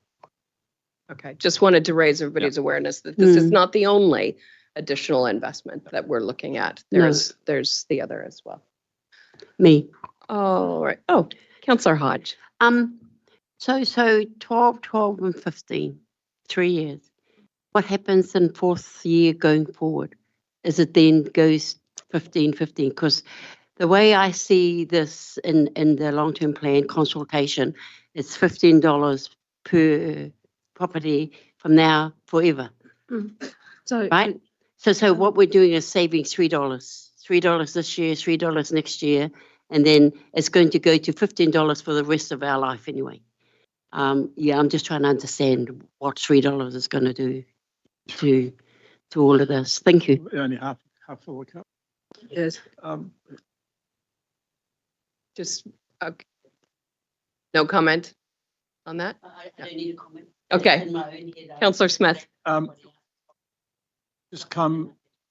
Whichever decision we go for here, that whichever the amendment or the substantive motion, I'm concerned about year 4, 5, 6 and 7 and out years, that we end up in the same position that once inflation is caught up to the 12 or the 15, what do we do then? And I don't have a problem through the first 3 years of going 12, 15 or 15, 15, 15. I'll vote in a minute on that. The reality is I would like to see somewhere in the motions and ask the movers and seconders of each to think about inflation proofing it in 4 years and out, because otherwise in 15 years when we complain that we haven't got enough money, I won't be here then, but others will be. We'll go through this process again. So should we be inflation adjusting it? Because the preferred option was inflation adjusted, right? The $8.68 was inflation adjusted going forward. The 15 was not.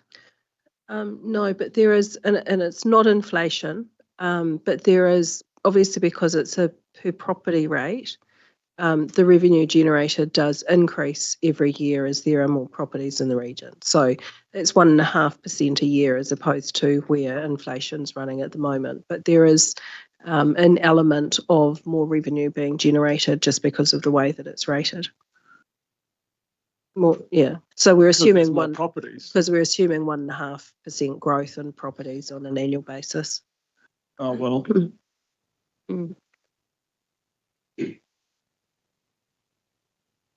Councillor Strange. Yeah, yeah, just to carry on with Councillor Smith's points, I do recall raising, inflation.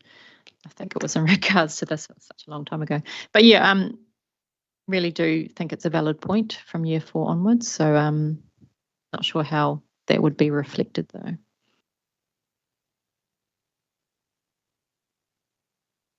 All right.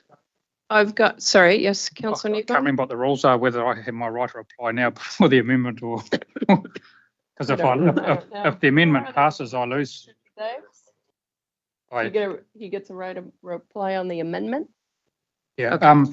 Look, I agree with the point about inflation, and further to that, I think it's actually something we need to address. All councils in the country probably need to address, not just with this, but with a whole bunch of things, because it's just too easy to think we're doing our job properly when actually fact we're not. We do it when we're required to with infrastructure stuff. But so I think it's a discussion now that we should have, not just on this, but on a whole bunch of other things. And so that's where I sit there.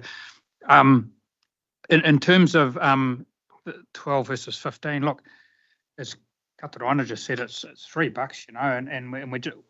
I think we're at risk of trying to make these little percentage numbers on the forecast look good rather than really thinking about what the issue here. And the issue is very clear, as Bruce has pointed out, you know, so I won't be supporting the amendment. Cheers. All right. I have one dumb question. Yes. I'm not sure. I know it's got nothing to do with this, but we already fund a huge area for its pest proof, and it's all about biodiversity.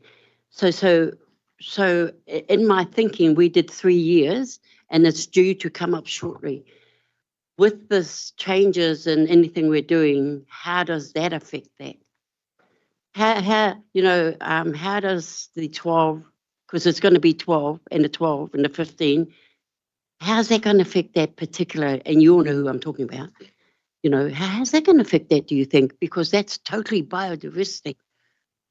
And we put in years and years and years of money. I've been here 3 terms now.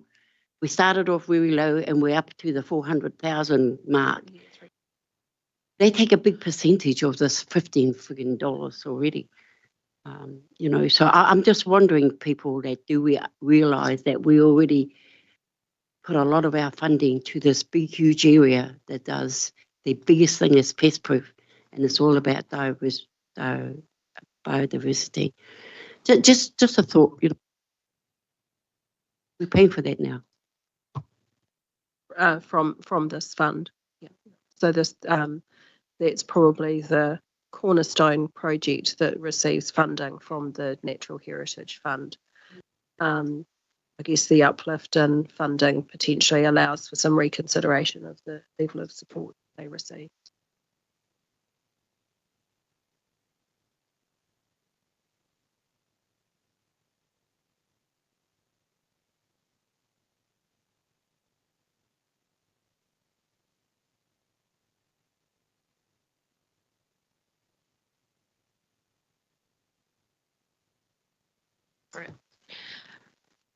Councillor Clarkson. Yeah, I just wanted to assist Councillor Hodge with the question, really. And it's probably best that Patrick chips in at some point, because it comes down to the way the Natural Heritage Fund is compartmentalised into different styles of funding. But the reality is that the Maungatautari money is about to run out. And Maungatautari, like many other community-funded projects around our region, is in this endless struggle to find future funding to keep going. And thinking about the broader context, it's critical here that we think through the broader context too. And the broader context is that the Department of Conservation and central government are basically withdrawing services and funding from a whole range of activities. And the problem for the Waikato comes down to, where does our project sit in a national prioritisation system? And so projects like Maunga Tautari, projects like Moiho, we had those people come in and talk to us. All of these projects are fighting a contest of competitive funding at a national scale to access, for example, support from the Department of Conservation. Our role as a regional council, I believe, is contained within the RMA, even when it is revised or reviewed. The guts of the RMA still requires us as a regional council to be the people who provide the leadership and take the responsibility for the protection, restoration and conservation of our Waikato region. This is why I'm insistent on sticking with the $15 and not quibbling about $3 here or $3 there. On the scale of things, what is this magic figure 7%? Where the hell did that come from? And no, we did not make a promise to the electorate about 6%. We put out a draft LTP, for consultation. Come on. Think about the scale of the problem in our region. Think about the withdrawal of support and funding that's going to progressively occur from other parties over this next period. And actually, we are a key player in our regional conservation, restoration, and protection. Thank you. All right, so I'm going to, I'll go to you as the mover of the amendment, and then I'm going to put the amendment first. Thanks, Madam Councillor Chair. Gannard. Councillor Clark, I endorse everything you say, and this is a hard one for me. And I know that we're only talking $3, but $3 is a lot when you look at the overall picture on how many ratepayers there are, you know, and that from that 7.2 to 6.7 is a huge thing for us to go out of this council and say to our ratepayers, hey, we've fought to bring it down to the 6.7. And unfortunately, you know, we're still doubling to what it was, the $5.68 to $12, or if not more.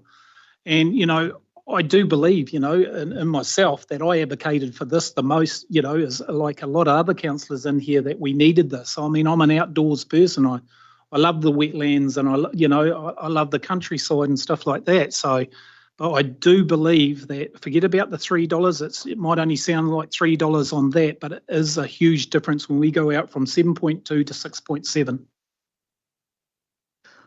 All right. So we've got the amendment of increasing the natural heritage rate in the first and second year to $12, and the third year increase to $15 per property. We've had a division called. Oh, I'll let you work through that, Dave. Okay. I'll call out your names. Can you please indicate, turn your mics on first, whether you support, oppose or abstain from this amendment? Councillor Strange?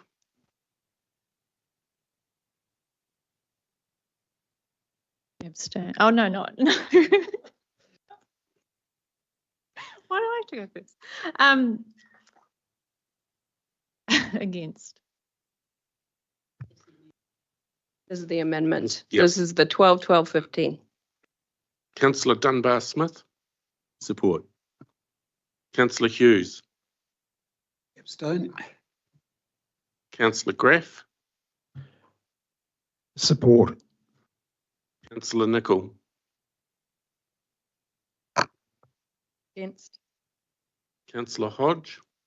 Against. Councillor Downard? Support. Councillor Smith? Councillor Cookson? Support. Councillor Kneebone? Against. Councillor Mahuta? Abstain. Councillor Marr? Oppose. Councillor Clarkson? Against. Councillor Story? Against.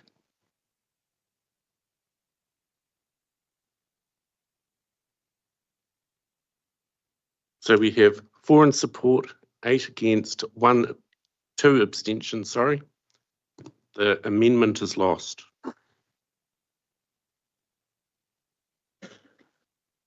All right, we'll now go to the substantive motion.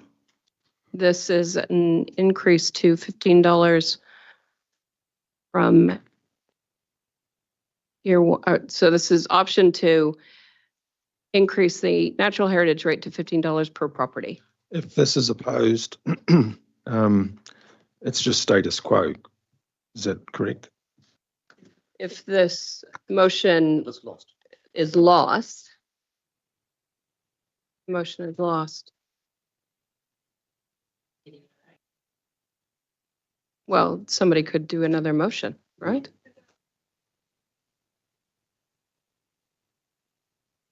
There's a motion and it's lost, then you have no rate, in my view. You'd have to check standing orders. But the status quo would remain in place. well, that's what I. So there would be $5. Yeah, okay. $5.80. Yeah, that's what I was thinking, but I thought, no, if we've got a motion on the books, we've lost it. But actually, yeah, what we've got. Yep. Yeah. All right, so I am now putting the substantive motion.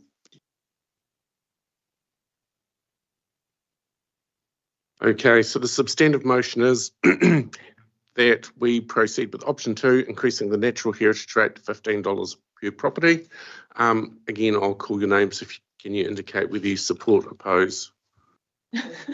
There's a vote. I would actually like to make a comment in that I've often said to my constituency, I would rather be voted out of office for doing the right thing than doing the wrong thing just to get re-elected. I'll leave it at that. All right, I'm going to, let's put this motion. I'm trying to vary the order a little bit. So And I'm ready this time. I'm ready.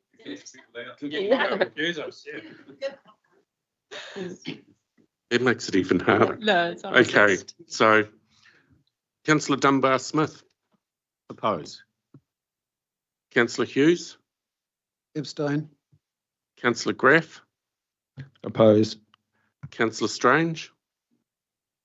Support. Councillor Nicol. Councillor Hodge. Support. Councillor Downard. Oppose. Councillor Smith. Councillor Cookson. Oppose. Councillor Kneebone. Support. Councillor Mahuta. Support. Councillor Ma. That's not 3. Yeah. Support. Councillor Clarkson. Support. Councillor Story. Support.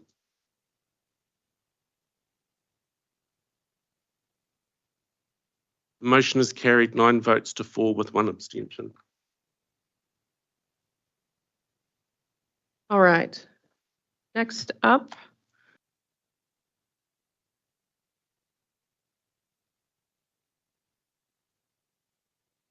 Thank you, Patrick.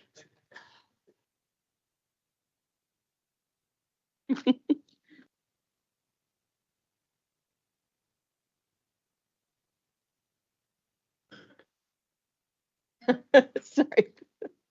Did you make some additional coffee? Moving on here.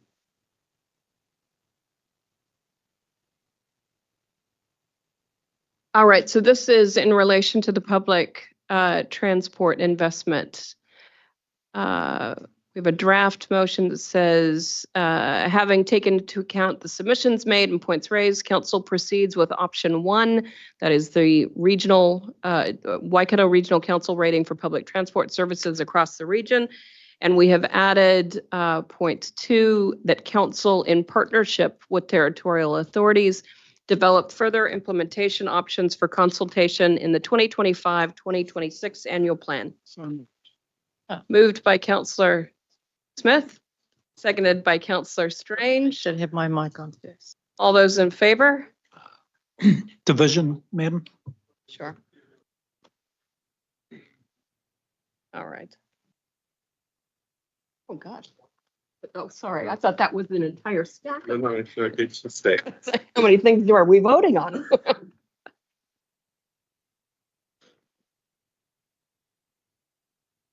So this one is obviously the public transport investment. Please indicate whether you support, oppose or abstain. Councillor Hughes. Councillor Graff. Support. Councillor Nicol. Support. Councillor Hodge. I support. Councillor Downard. Oppose. Councillor Strange. Support. Councillor Dunbar-Smith. Support. Councillor Smith. Councillor Cookson. Support. Councillor Kneebone. Support. Councillor Mahuta. Councillor Ma. Support. Councillor Clarkson. Support. Councillor Story. Support. The motion is carried, 13 votes to 1. All right. Next one.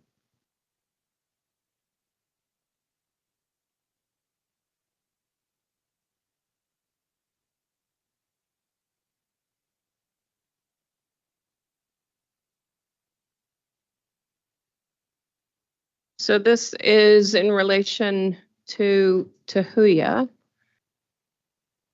So we've got the council notes the announcement of the NZTA board to continue subsidy funding at an enhanced financial assistance rate of 70% for the 2024-25 financial year and 60% for 25-26 financial year to the end of the trial, and acknowledges this in a letter to the NZTA board chair, that council approves funding for Tahuya, continuation of existing services to the end of the 5-year trial, then potential for future service enhancements from 2026 to 27.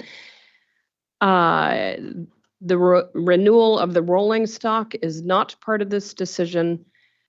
That council approves the use of the Tahuya targeted rate reserve to fund the difference between the targeted rate revenue set out in the LTP and a 30% contribution to costs after fares in 2024-25 and a 40% contribution to the cost after fares in 25-26 to the end of the trial in April 2026.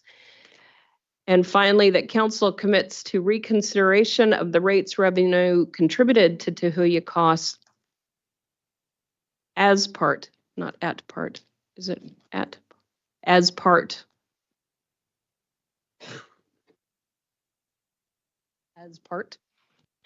As part of the completion of the 5-year review in mid-2026, ahead of determining a commitment to the continuation of the service within the 26-27 annual plan and 27-37 long-term plan.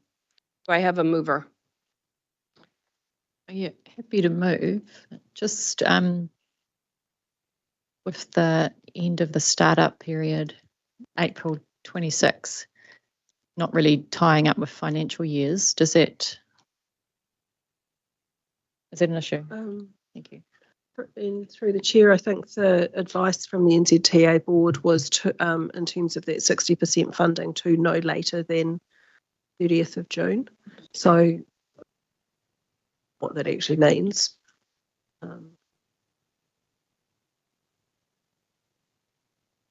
We're just, we've got it. Okay, so I've got a mover and Councillor Strange and a second and Councillor Mahuta. We're just checking some wording. So, Madam Chair, you've used the word April. I can't see it up there, but you've got mid-year there. So did I you said April 26.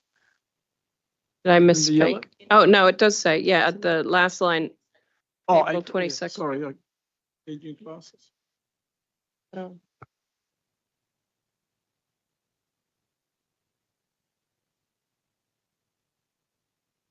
I just noted, Councillor Strange, that you called it startup.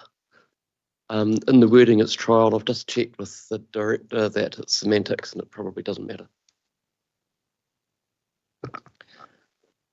All right, so I have a mover and a seconder for this motion. Division has been, sorry. Yeah, Councillor sorry, if Marr? I could just talk to this briefly. I'm in support of this, using those reserves. I'd just like to state my real concern about where it goes from here in that longer term. We've talked about looking further out, etc. Yeah, I'd once that funding drops to 51%, if there's not further input from other funders or something like that, then this is going to be a real burden. So I'd just like that noted that that's a real concern for me, but happy to support as it sits now and being able to use those reserves. Thank you. Councillor Mahuta. Totally support what you're saying, Warren, but I just really think that if we don't give it the full, then we will never have the data to back into. It'll always be just a pilot that we never really piloted or programmed, one. Two, I'm hoping that the PPP opportunities being developed under this particular government will mean we might find other kind of partners to fund some of our activities. All right, we've had a division called. Alrighty, if you can indicate whether you support, oppose or abstain. Councillor Smith.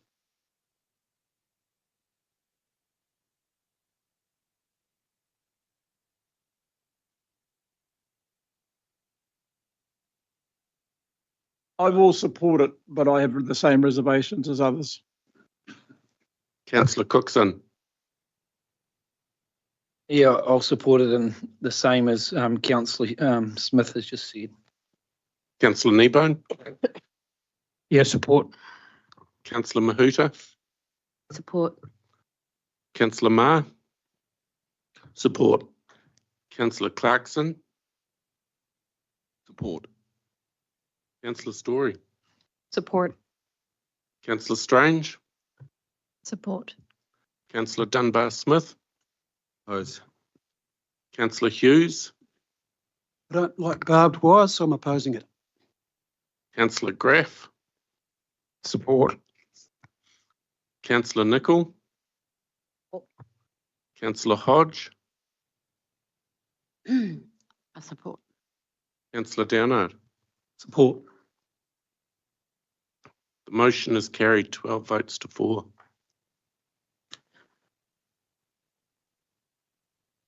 Got the 2. 12 to 2, sorry.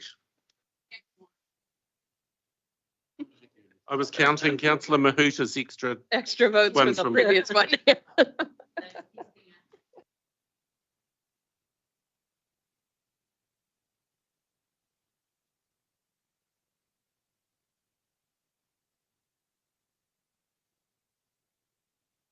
All right, what have we got next?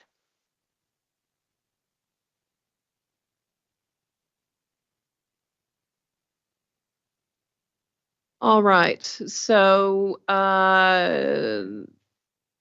that having taken into account of submissions and points raised, council proceeds with option 1, which is that council discontinues the RDF. I have a mover in Councillor Marr and a second in Councillor Dunbar-Smith.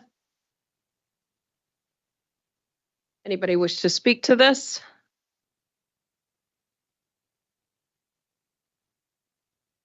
Nope. All right, we'll go with the division again. Oh, sorry. Yes. I Councillor Mahuta. I'm speaking against the motion, although I know I'm a minority, just because I still think that we are a regional enabler as council, and just because we don't know what we want to do in economic development doesn't mean we won't need money at some stage. So I think it's just premature suspending the fund before we have a plan. Kia ora. All right, we'll go.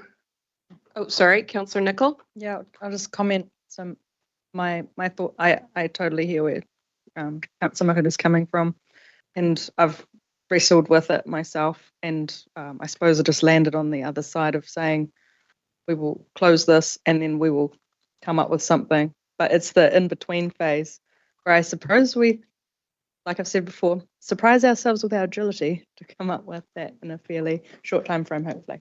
Thank you.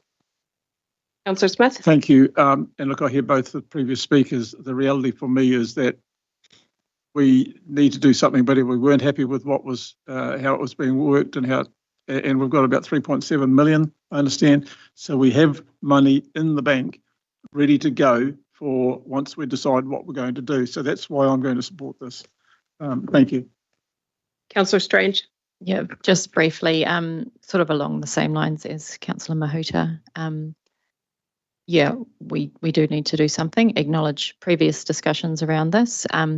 Also acknowledge as well the good things that have come out of the RDF so far for the whole region. So yeah, looking forward to where we go with regional economic development, but just acknowledging those beneficiaries so far of that and looking forward to continuing that work. All right. Last one. Sorry, Councillor Hodge, did you? So I understand this continuation of this, but have we got a plan for where it's actually going, or is it just going to sit somewhere? Plan to plan. That's great, because, you know, Warren, this would have been where you could have got your sugarloaf money from, but hey, you know, you lost it then, right?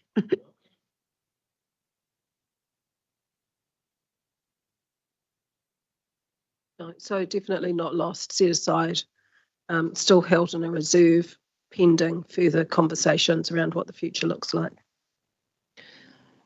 All right, let's put the motion. Okay, so the motion is on the floor. Just reminding you all, this is a vote. If carried, that will discontinue the Regional Development Fund.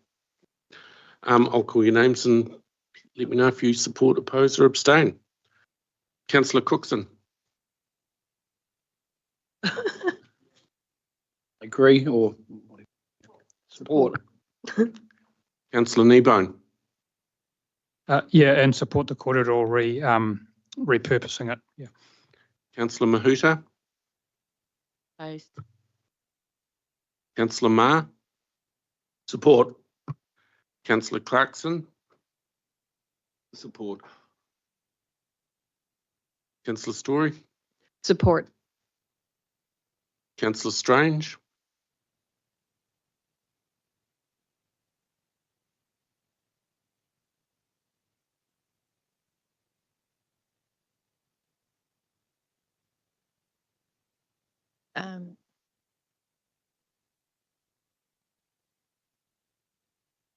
Sorry. No, nothing. Open mind. Open mind as always. Support.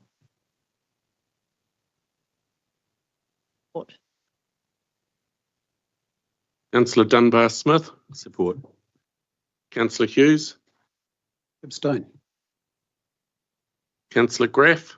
Support. Councillor Nicol. I have faith. We'll do this quickly. Support. Councillor Hodge. I'm going to abstain. Councillor Downard. Support. Councillor Smith. Support.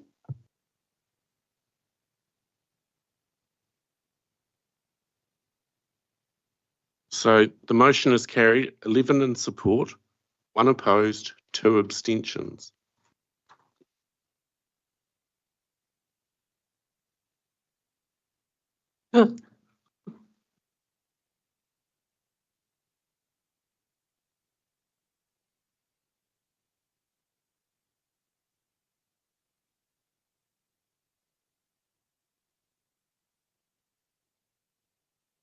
All right, so the next one is in relation to Te Waka. And what this notes is that council directs staff to continue to work with key stakeholders to develop the appropriate structure to support regional economic development for the region. Moved. I just wonder, it should be direct staff to continue to work with key stakeholders and the council. Just in light of the, I don't know, it's just a suggestion, but majority don't think it's right. I'm okay with it, but was it, maybe it's implied, I don't know. I think it's, yeah, I think it's implied in our staff, but yeah. All right, so that was moved by Councillor Dunbar Smith, seconded by Councillor Kneebone. Sorry, Madam Chair. Sorry, Stu may have asked the question, but my concern here is that work towards staff getting it in place, and I'm certainly on record as saying we need something in place. my concern is that we were provisioning 750,000 from the RDF for 3 years. My concern is we will need to pass a resolution at some stage, should we get something in place, and should we foreshadow that. I'm concerned that, like, the question was asked, do we fund Te Waka? That's been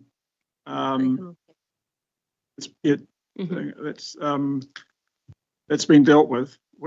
So, but what are we going to do and provide for economic development activity in the region should something be brought to bear? So the RDF, as was indicated in the previous motion, the RDF fund, since we have discontinued it, the funds of which the reserve still sits there, of which we intended to draw upon for Te Waka. So that fund is still there. The idea with this direction to staff is that staff will come back with, this is what provision would need to be made available. So to anticipate what that provision might be now, I don't think we have sufficient information. What I'm concerned about is this resolution that we have on the books in front of us sufficient to signal to the wider community, perhaps even government, that we are strongly in support of having an economic, regional economic activity in this region, and that we have funds to actually do that if we can actually get going again. So it's not affecting the rate, it's not a rating impact, but I'm just wanting to see if this is enough or whether we should be foreshadowing by way of a comment in there. And further that, should a regional, we will look at funding at an appropriate rate, blah, blah, blah, depending on the circumstances. That's for a drawdown on. Well, it's funds as required. What if we said that, so we've got, in light of the decision of the Te Waka board to cease operations, and noting this council's support for economic development, or the need for economic development, or the imperative for economic development in the Waikato region, the council directs staff. What about that? What about just add, is that a? Noting that we have funds at hand should, we have funds at hand that we can.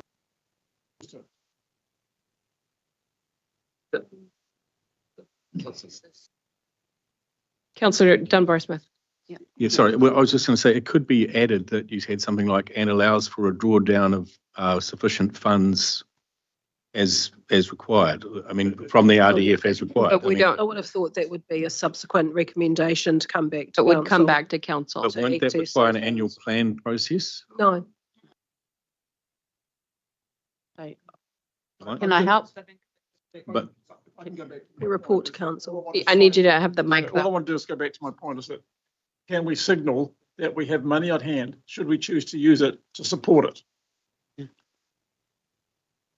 So, and I think we can do that. If you go back to the previous resolution where it just outlined all the steps, I think providing a bit more narrative now gives the indication that we're talking about to the wider community, and rather have it as industry stakeholders to make it an economic, because there's community and everybody else, but they're the group that need to feel that we're going to work with them.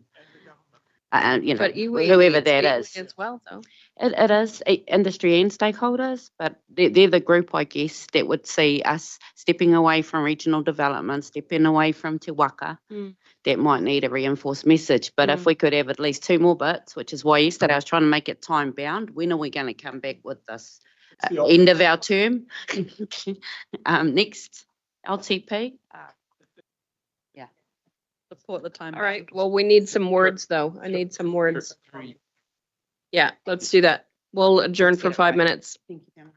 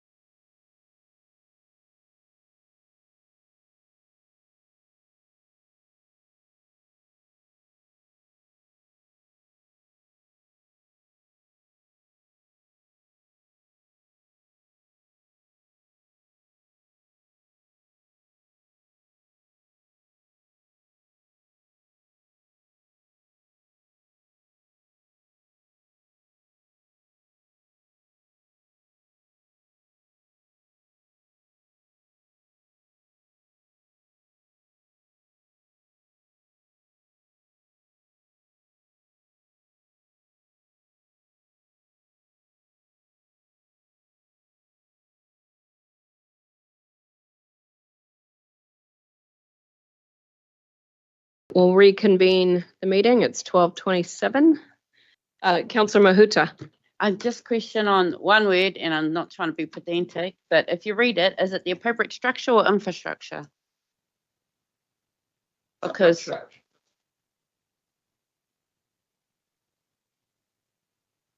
well, see, we may not want an agency again. We might want to do something different, but I thought providing infrastructure, the soft infrastructure to see this happen was we were getting not necessarily another Te Waka entity. They just want clarity because that might be how people read it. Just going to go to Karen here. I mean, that would be your governance structure, doesn't necessarily denote an entity. All right, just checking in with the mover and Councillor Dunbar-Smith and the seconder and Councillor Kneebone that they are happy with the wording. All right, we'll go ahead and do we need a division on this? I'm just checking in. Do we need a division on this one?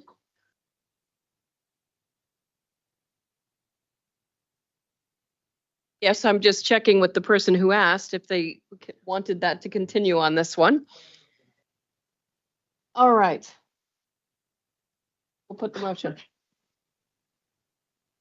Once again, I'll call your names. Please let me know if you support, oppose or abstain the Te Waka resolution motion that's on the screen.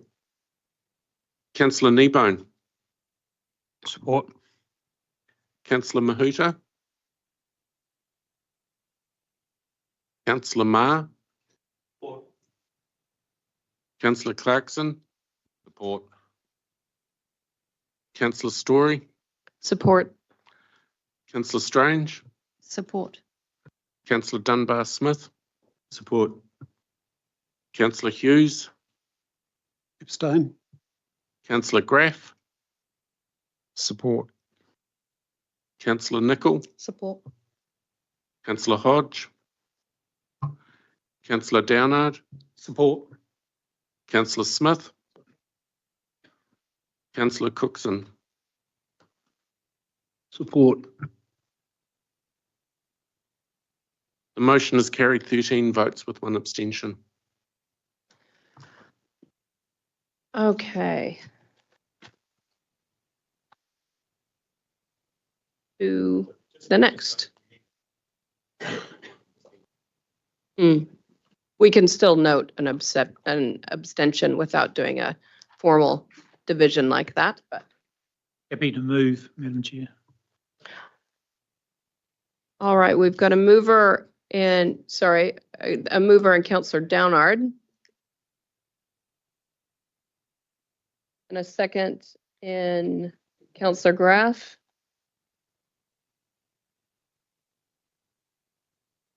Any discussion? Councillor Smith? I don't like this. I've worked it out, the impact on me. It's 19.6. So I see the 6% that everyone keeps talking about, or now 7%, as a nonsense. The bottom line with all these changes to me personally is 19.6. And I don't think that's appropriate in this climate. So having said that, I'll just shut up. Thank you. Councillor Kneebone. I was just curious whether demonstrating the impact it's going to have on an individual councillor personally is appropriate. We're supposed to be acting in the best interest of the region. With respect. There's a number of people that I represent who are predominantly the rural sector, and they've voiced their opinion through submissions and to me personally. So I reflect that in my statement. Thank you. Yeah, that's fine, but it's not what you said in your original statement. And thank you for having me clarify it. Thank you. Councillor Cookson. Yeah, I'm to support everything Councillor Smith just said, and the rating impact is going to be far higher than what is recognised. So thank you. Just wanted to clarify. Is there a second part to this? So this is the whether it was 50-50 and whether it was 2 hectares to 20 hectares. Is that a separate resolution or is that all? No, this is all in, but we did add that staff would report back to council at its June 2024 meeting on how a remissions how a remissions of the proposed primary industry compliance rate for land covered in native bush could be administered pending the development of a full policy to be consulted on as part of the 2025-26 annual plan. Just recognizing some of the conversation that came through yesterday about areas of specific concern with this proposal and offering an avenue to explore that remissions But policy. if you believe it should stay with the 2 hectares, then you vote against this. That's right. Councillor Marr. Can I just have clarity around when the compliance rate will start and whether that remission work will be done by the time that starts so people can apply, or they're going to cop it anyway in the first year or two?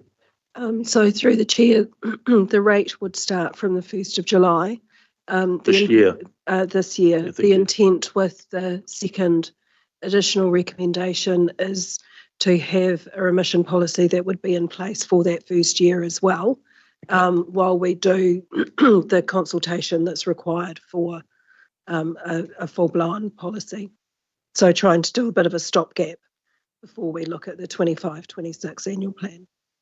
Thank you. The invoice doesn't come out till September. Yeah. So All through the right. chair, I'd recommended June 2024, I guess, to give council confidence that when you're adopting the LTP, that you've actually got that mechanism sitting beside it as well. Great. All right. There's no other comments. We'll go ahead and put the motion. Okie dokie. Councillor Mahuta. Support. Councillor Marr. Support. Councillor Clarkson. Support. Councillor Story. Support. Councillor Strange. Support. Councillor Dunbar Smith. Oppose. Councillor Hughes. Support. Councillor Graff. Support. Councillor Nicol. Support. Councillor Hodge. Support. Councillor Downard. Support. Councillor Smith. Councillor Cookson. Oppose. Councillor Kneebone. Support. The motion is carried 11 votes to 3. All right. What have we got next?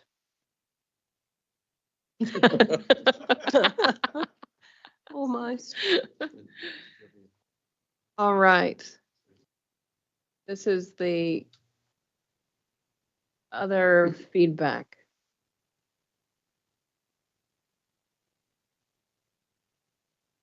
Do councillors want me to read this through? Just checking. Yep, okay.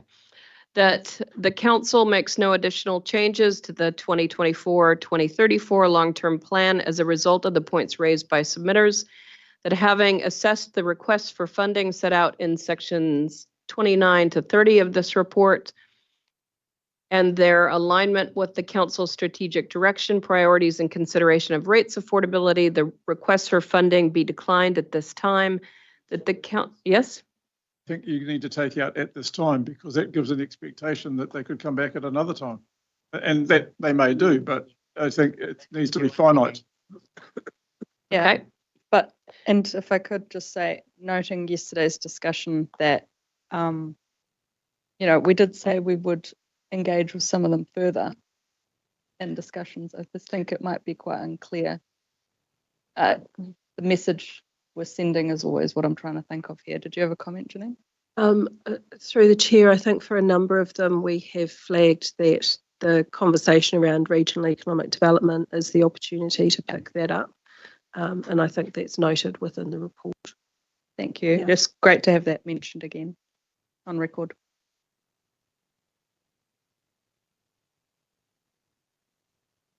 Okay, sorry, where am I at now? Point 3, that the council approves the financial and non-financial changes recommended in the chief executive's submission to the draft long-term plan.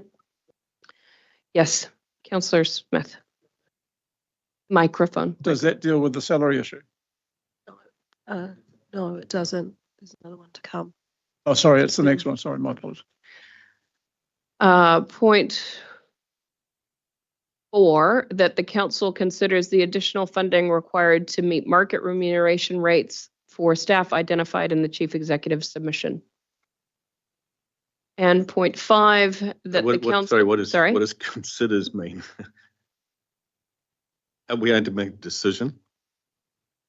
That Well, it should be would- 4.5% or 5.1? Isn't that the question? Yeah.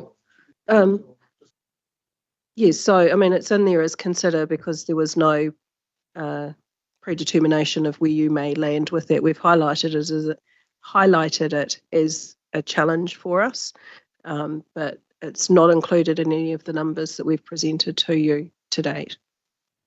So sorry, are you saying that it shouldn't say considers? Well, or are you saying I think that we this can is seeking a decision one way or the other. So really that should be a separate item from this one. Pull it out and make it separate. This was just all the catch-alls. Can we, sorry, that additional, wait a minute.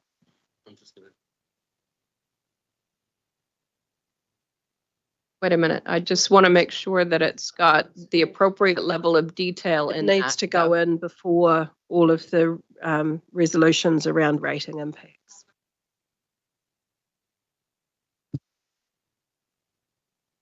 Just hang on, so we need to put it back in above the 5, yeah, above paragraph 5. And we could take this in parts.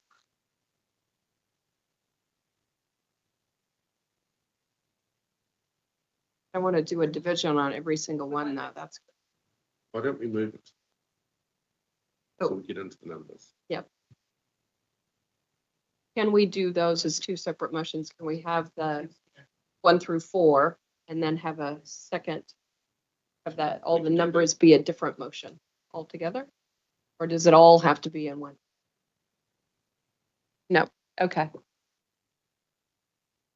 All right. Okay. So, wait, so then also in this, we've got point 4, which is that council approves option 2 for the Motukaraka water take consent consultation outcome being the transfer of the water take infrastructure and associated consent process to the beneficiary landowners. Great. Can Okay. I just raise something? Before in the discussion, we'd, because I'm mindful the co-managed lands piece was discussed right after Motukaraka. I have had a chat with Greg Ryan, and I understand that the numbers we were discussing were for a plan of year 2 to year 7. And so the year 1 is a planning year. And so there are still ways for us to figure out how to find that funding in that year 1. I would have liked to send a signal that we have 50% locked in for year 2 to year 7 with an extra 30,000 for the biodiversity on scheme land budget. However, I'm aware that we're going to go through a lot of discussions with an annual plan anyway. So I'm happy to just leave it for now so we can keep on going today. But I just want to note that is something that we'll be bringing up again. All right. So do I have a mover for those first 4?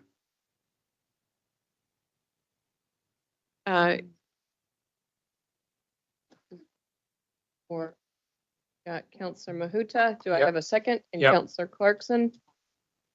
All right. So comments, discussion. Councillor Smith, you wanted to discuss this.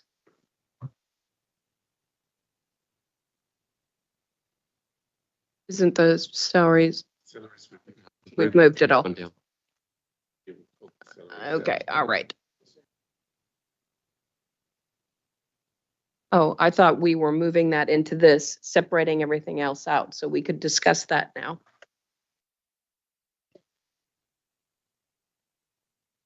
All right. Do I have a mover? I did have a mover. I've got a mover and a seconder. Okay, division. Okie dokie, same as before. Please remember to turn your mics on. Let me know if you support, oppose or abstain the motion on screen. Councillor Ma. Support. Councillor Clarkson. Support. Councillor Strange. Support. Councillor Dunbar Smith, Support. Councillor Hughes, Support. Councillor Story, Support. Councillor Graff, Support. Councillor Nicol, Support. Councillor Hodge, Support. Councillor Downard, Support. Councillor Smith, Support. Councillor Cookson, Support. Councillor Kneebone, Support. Councillor Mahuta. Support. Motion is carried unanimously.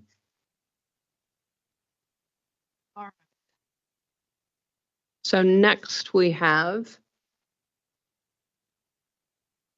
that the council considers the additional funding required to meet market remuneration rates for staff identified in the chief executive's submission. And we've also included 0.6. Do I need to read out every single one of those? And Madam Chair, we'll probably need just a little bit of a tidy up on the others. Before at the moment, they are as per the numbers that were in the presentation slide. So there's nothing that's actually changed from there. All right.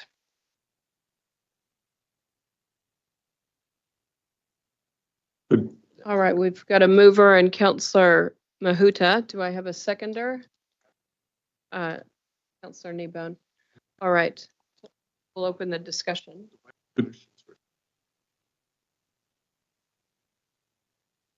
Accept or decline, right?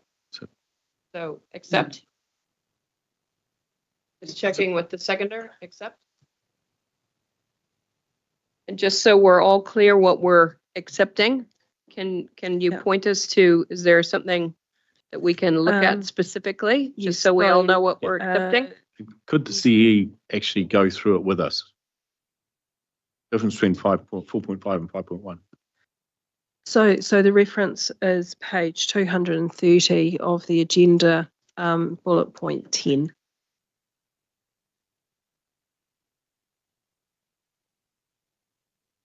Bullet point 10 or paragraph 10. Paragraph 10, yeah. It's the $320,000 that's Yeah, reviewed. the $320,000 is the current gap that we. So this motion would put in an additional 320,000. Correct. Into the budget. Correct.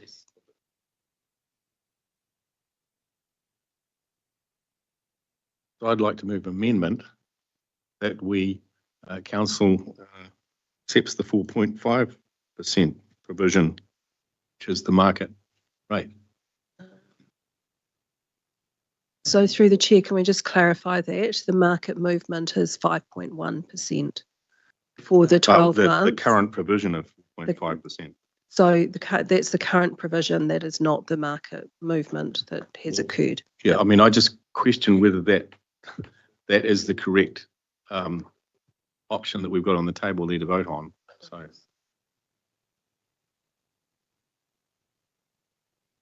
If we don't accept this, it goes to the 4.5. Is that correct? That's what's built into the budget? If this motion is lost, it will be at the 4.5. If this motion is won, it will be at the 5.1. There's no need for it. Yeah? That did not seem like an enthusiastic enough nod down there from the CFO. I just want to make sure. Huh? It's getting later in the day. It's only lunchtime. 4.5 is on the baseline. Yeah, correct. So we have 4.5 provisioned within all of our numbers. If council is of a mind to increase that provision to 5.1, then that would mean adding a further $320,000 per annum into the budget. Okay, so and I'm just thinking about, we had the overall rating impact that's been put in front of us of the 7.2. Does that 7.2 include provision up to the 5.1, or does that change that number? It changes that number. And we just get an indication of what that change looks like. Just while Dean's getting that, I'll confirm to Councillor Smith it goes up. Yes. 7.4, so 7.4%.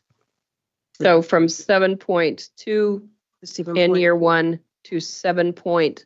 7.4. And then it just carries on. Just a question, Madam Chair. I've got Councillor Hughes, and then I'll come to you, Councillor Graff. Councillor Hughes. So Janine, it's in. Oh, sorry, Councillor Hughes, and then I'll come to you. Okay. Thank you, Madam Chair. Personally, I believe it's too early to be making a call on this. There is significant change happening in this space at the moment. I know we changed to the 31st of March last year, I think it was, to get more up-to-date information. I'm suggesting we need to get more up-to-date information from our advisors before this decision is made. So I'll be voting against on the basis that we should be getting the most current information possible before this decision is made. And also bearing in mind that we allocated an extra 600,000, I think it was last year, as an afterthought to staff to help bring them back up to where they should have been, and other remuneration adjustments. We'll be voting against this. Point of clarification. Yep. We've got to make this decision regardless of which way it goes. We've got to make it now, don't we? Because we've got to set our budget. Yes, you do. And this is the most current information that we can have on market movements. I think there's been some in the media which have been a bit higher lately, but this is the one that we would use. In the process that we're working through is trying to clear this market payment for staff from the 1st of July. So we're just, it needs to, this is the process by which the budget that we have available is set, and then we need to work within those parameters. Madam Chair, can I, Yes. sorry, clarification. Sorry.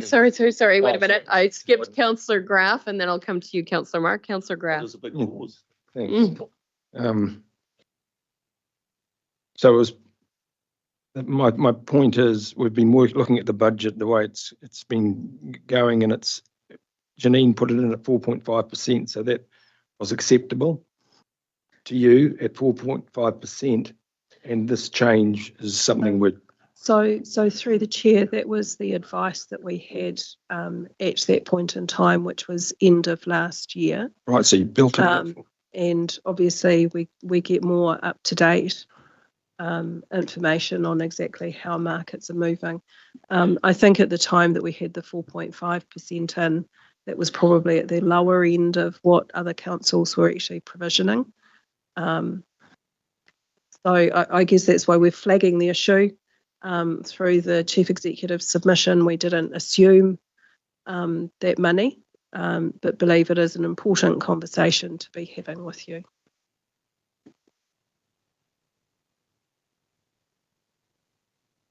Councillor Marr.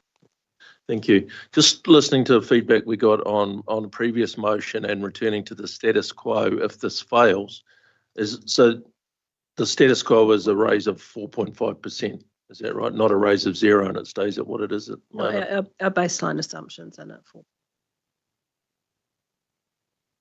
So just again for clarity, when we built the budgets, we built in with the information that was available at the time. We thought conservative because everybody's expecting salaries to come down at the lower end of 4.5%. Actually, what has come through is higher.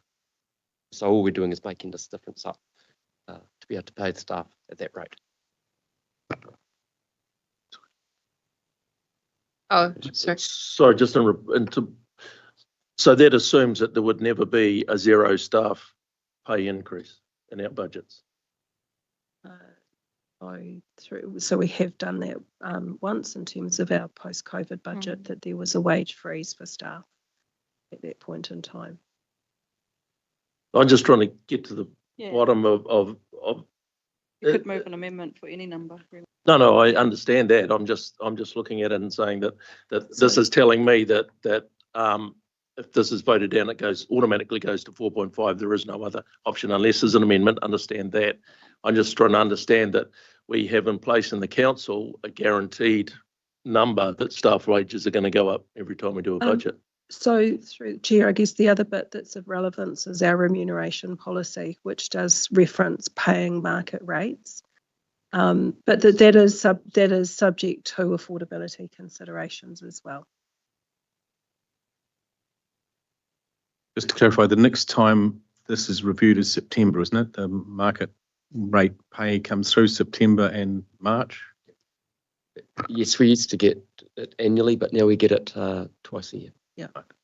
And so, just to clarify, so this gives us 7.4% rate increase. If this is voted down, we get 7.2. Councillor Nicol. Yeah, so when we approved the draft LTP, the assumption of the 4.5 came in. I recall Hamilton City Council giving us a bit of stick about, is that the right number? Because they used a higher one. And so, yeah, it's just about where do we go? I was part of the 0% one, and what I learned was it goes up more in the following year, the ask. And so there will be more up-to-date data coming. That's true. Seems to apply, to so many things. This number isn't right, 5.1, and it goes up further. But we've done 5.1, then we will be closer to what will be the next ask. If it goes down, we will be maybe even not getting an ask because we've already provisioned for that. So I think it just catches up each year is the point that I'm trying to make. What we're trying to do always by using the most recent data is trying not make that too big a jump. That's my understanding. Did you have a comment, Janine? Oh, I think part of the challenge is that what we use is it's looking backwards. It's not looking forward. Yeah. And so whatever happens to markets from here, so from the end of March, we would pick up in the next remuneration round and reflect in there. So if it is a decline, you're right, the increase would be lower. Having said that, all we have built into the budget around our wage inflation is in line with Burl, which I think from memory is only something like 1.8% for year 2 of the LTP as well. So we haven't tried to predict what markets will do because we'll get it wrong.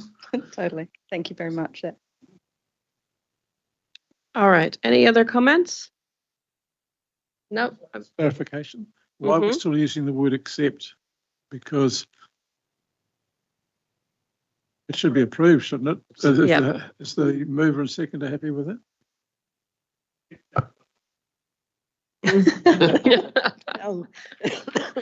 All right. Let's go ahead and put that motion. Oh, look at you, just getting a good drink of water before you. It's not often you see me drink water. Just water.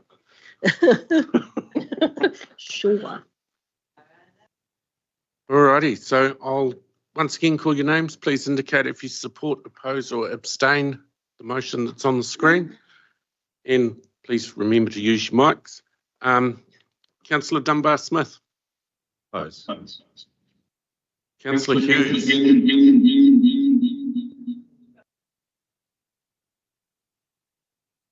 Oppose. Councillor Graff. Oppose. Councillor Nicol. Councillor Hodge. Support. Councillor Downard. Oppose. Councillor Smith. Councillor Cookson. Oppose. Councillor Kneebone. Support. Councillor Mahuta. Support. Councillor Ma. Oppose. Councillor Clarkson. Support. Councillor Story. Support. Councillor Strange. Support.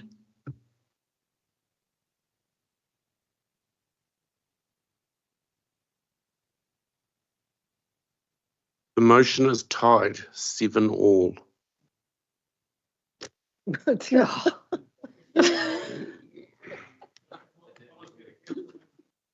Pardon me? You need to support the policy of the council. No, I will support.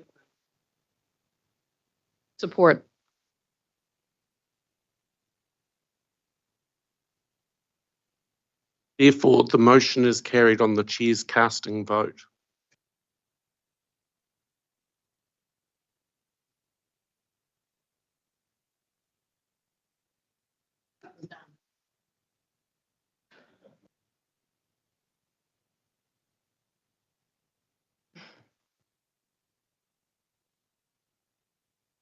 All right. Where are we at now?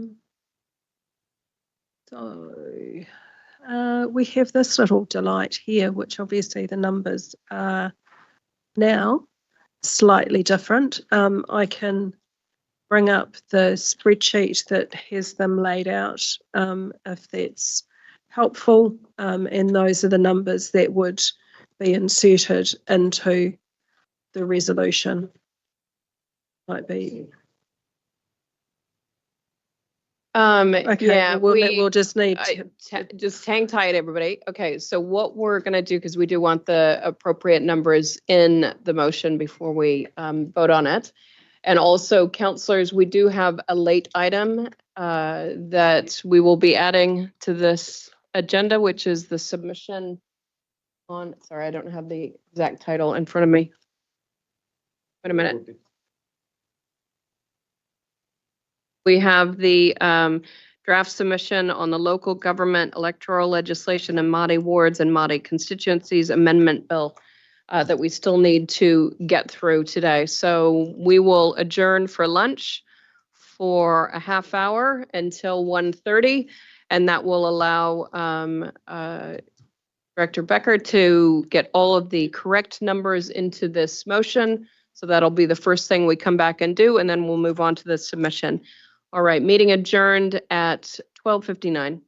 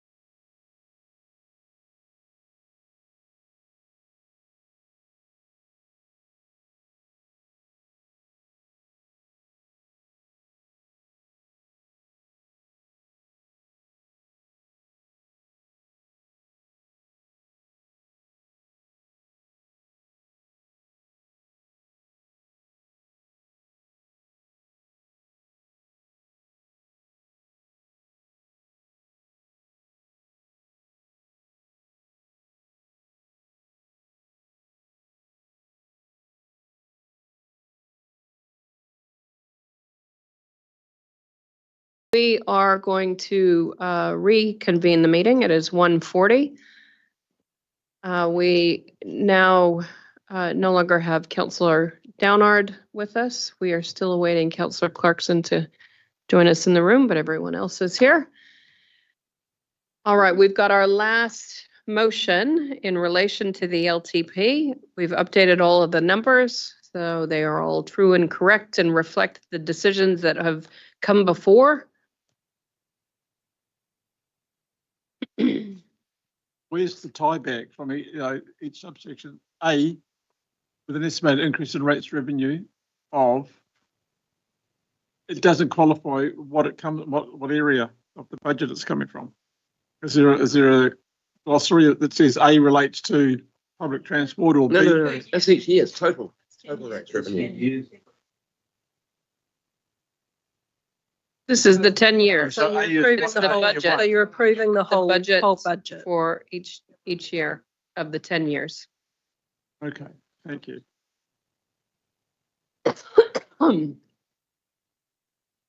All right. Okay.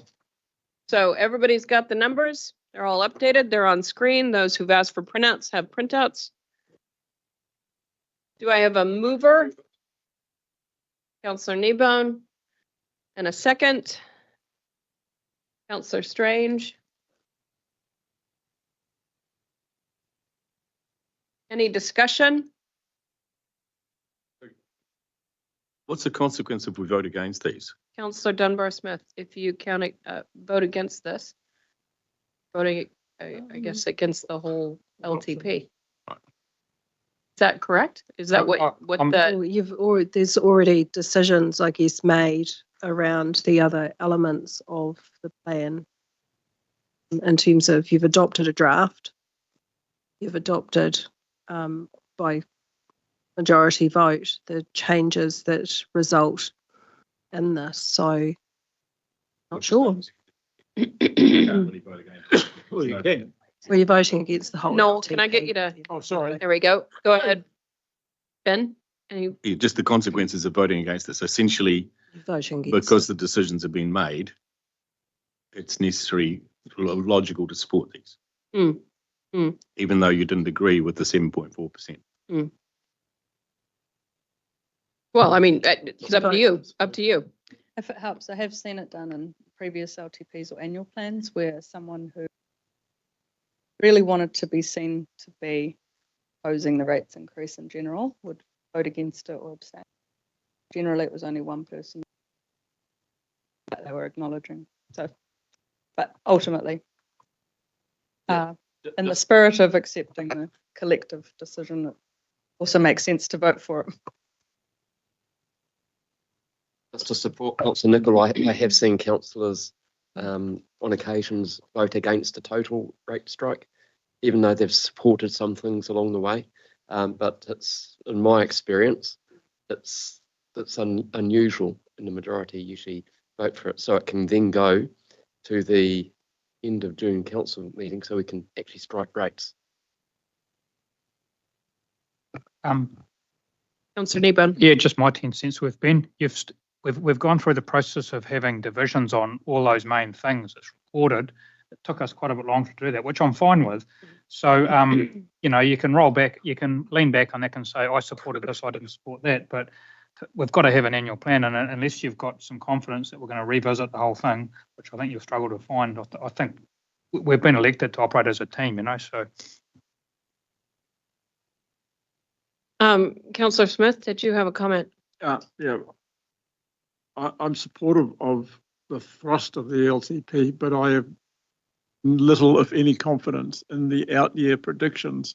And that may be the nature of the beast, but it's not something that I'm used to having that level of uncertainty in my prior experience. And I just have reservations about the way this has been done with that lack of certainty. So I'm struggling. Yeah, I'll just leave it there. Councillor Mahuta. Just similar to Ben's question, should we find that on Friday some unfunded mandates become funded, or some anticipated from the national budget or other implications, we do the corrected annual plan, or is that where it would take effect? Like say the new NZTA one dropped something that we're totally not expecting or something like that. I'm just trying to identify for myself the risk of, or has it never really happened, Janine? In my experience, that hasn't happened. In making the decisions today, effectively, you are approving the budget for the long-term plan. In all reality, that is identifying the budget for year one, because we obviously have the opportunity to revisit everything else in the intervening annual plan periods. So I guess the bit that's at risk under that sort of scenario is what might happen in the next 12 months as opposed to longer term, because we can correct for that as we go through.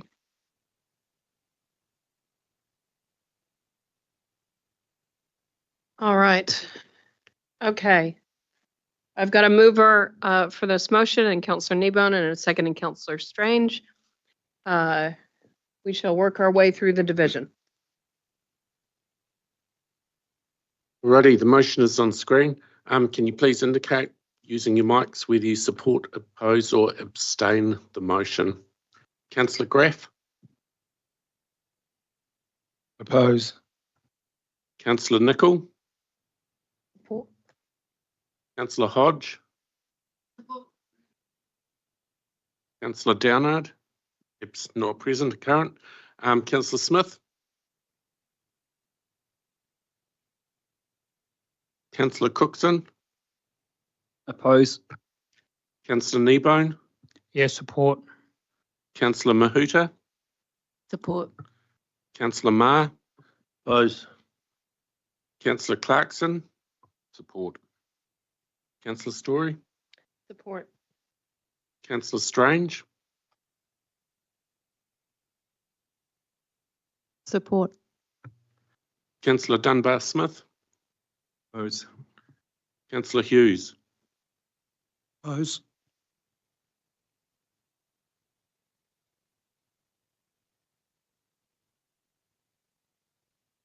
The votes are 7 support, 5 oppose, 1 abstention, 1 not present. The motion is carried.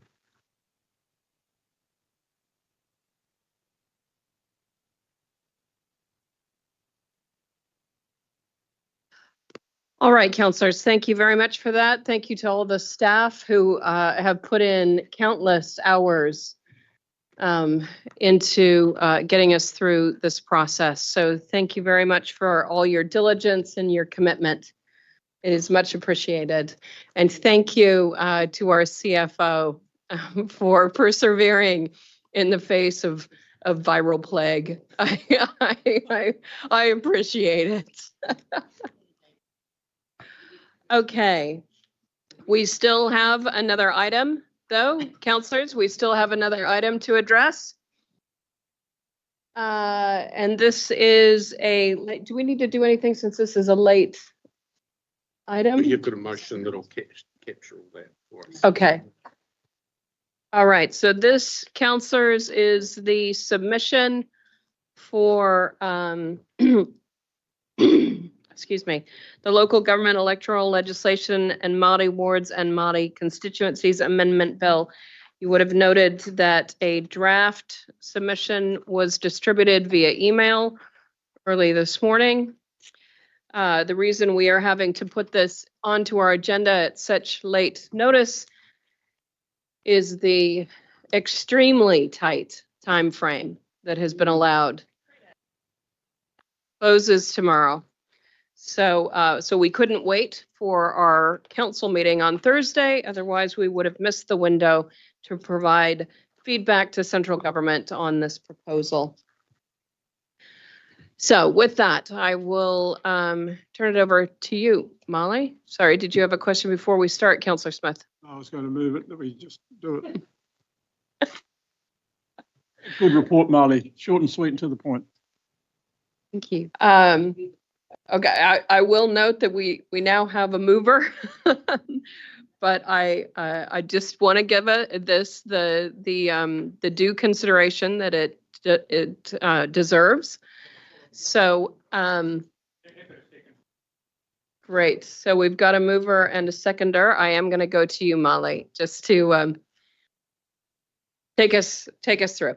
Kia ora, Madam Chair. That's very kind to allow me a bit of time, but I think you did a very good job at summarising key points around the time frame, why this item is being brought to this hui.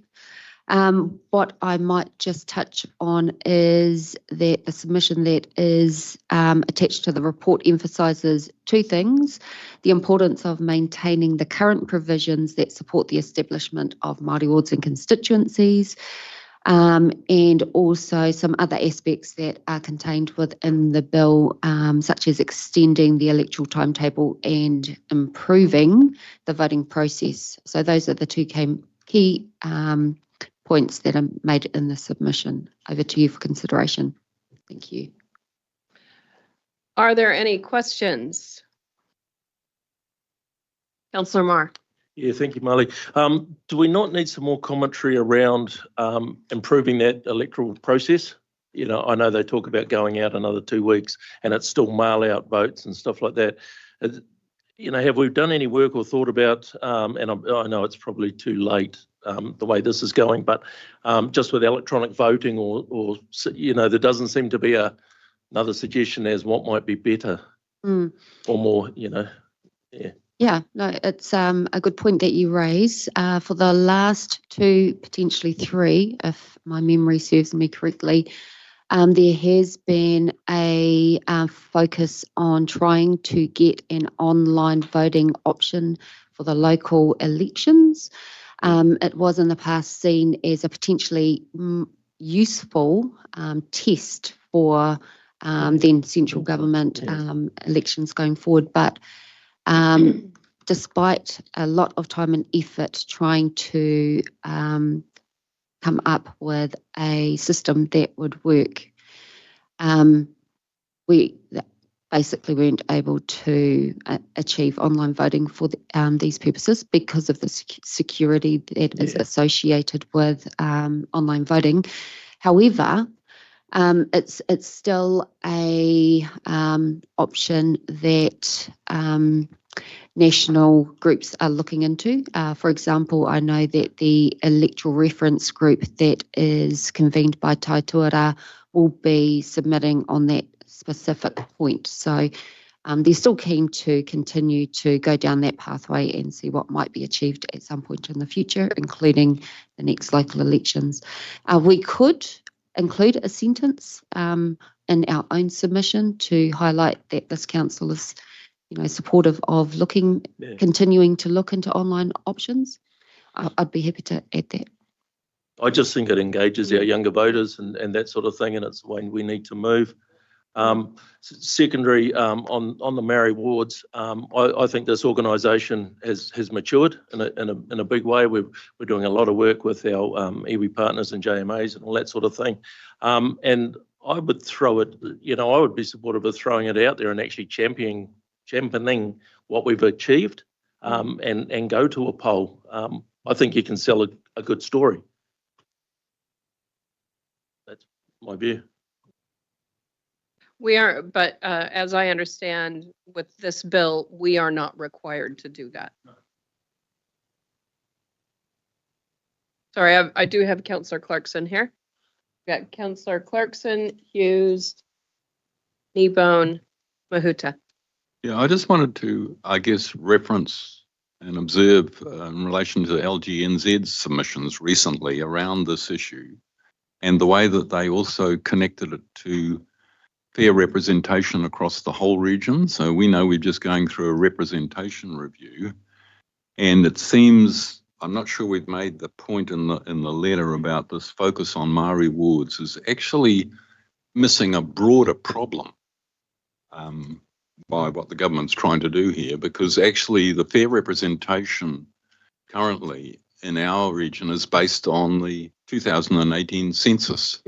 And so we have a major issue actually that in a number of other constituencies within our region, and we know that the Waiho one was the one that triggered the threshold that caused the decision we made around moving a boundary or proposing to remove a boundary.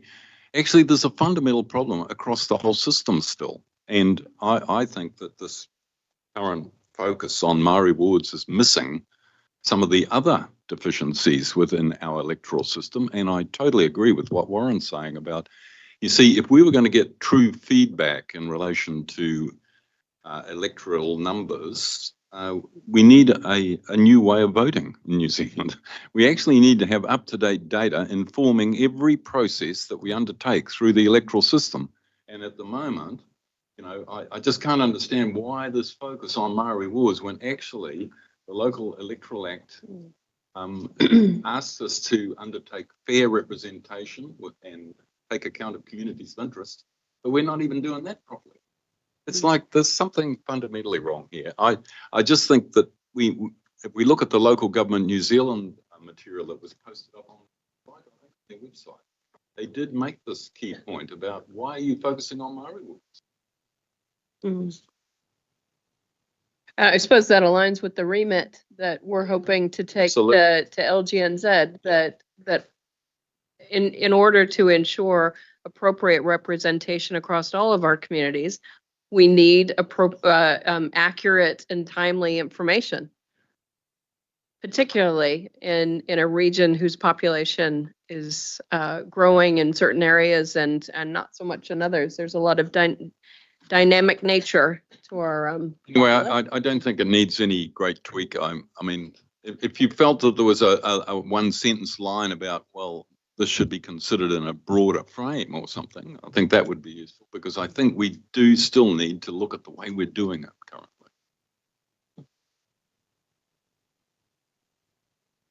Great.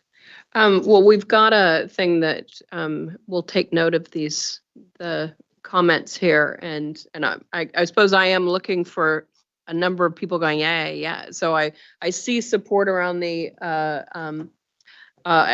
electronic voting. I see some support around broadening the commentary in line with the remit that we're putting forward, that we have timely and accurate information to inform all of our representation reviews.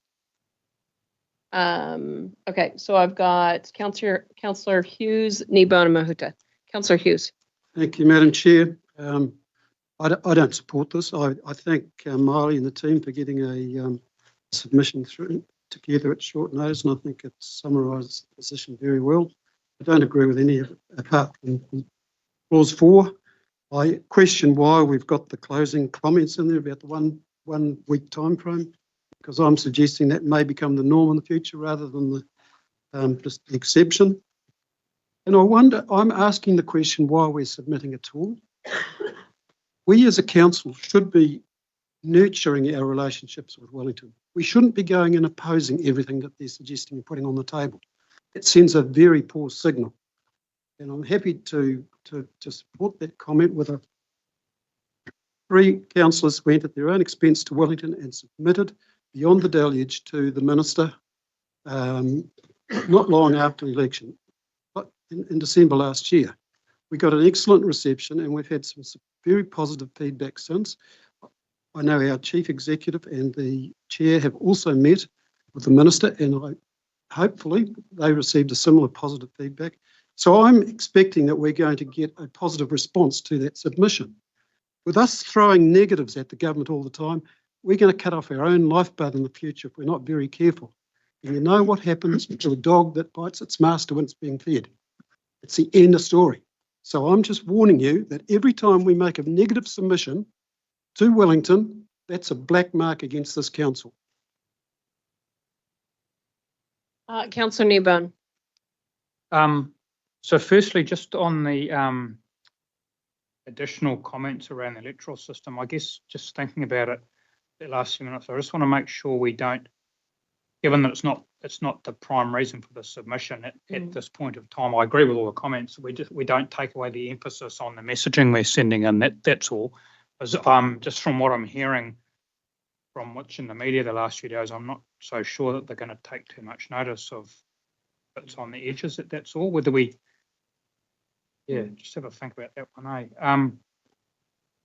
The only other comment I wondered about for the submission, Marley, and I'm not sure whether to go there or not, so I'll share it and interested in everyone's opinions, is one of the ironies of this is, that I see anyway, is that the choice as to whether or not you go on the Māori roll or the general roll is up to you. But what the proposal is effectively doing is giving the choice as to whether you can exercise a vote on the Māori roll to the general public. Does that make sense? Yeah. It's quite back to front. Yes. It's quite back. It's kind of, and I don't know whether that's too complicated of a concept for some of our friends in Wellington, and I take on board your comments, Chris Hughes, but I don't agree. If we're just going to roll over and be too scared to tell them what they think when we ask for a submission, then we may as well not even bother being here, you know. That's what I think, eh? So anyway, I just wonder we should chuck that concept in.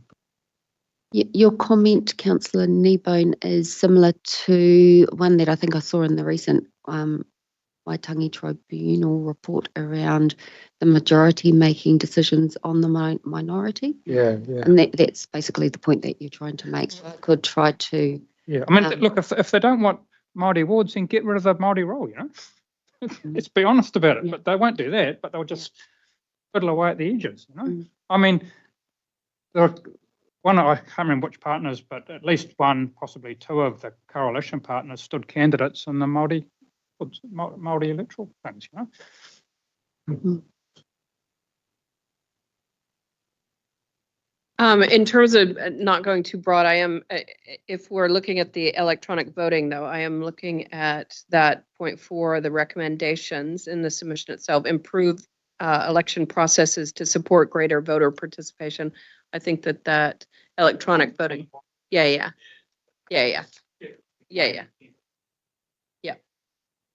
Councillor Mahuta. I'd just like to thank Marley and the team for the work they've done. I think the submission is consistent with the position that established the wards all that time ago. I don't think being supportive of this is being anti-government. That's a perception that I haven't, a thing that I haven't formed, because Māori do make up a percentage of our population that we must represent and partner. Even if I wasn't at the table and I challenge council, how would you do that from your seat?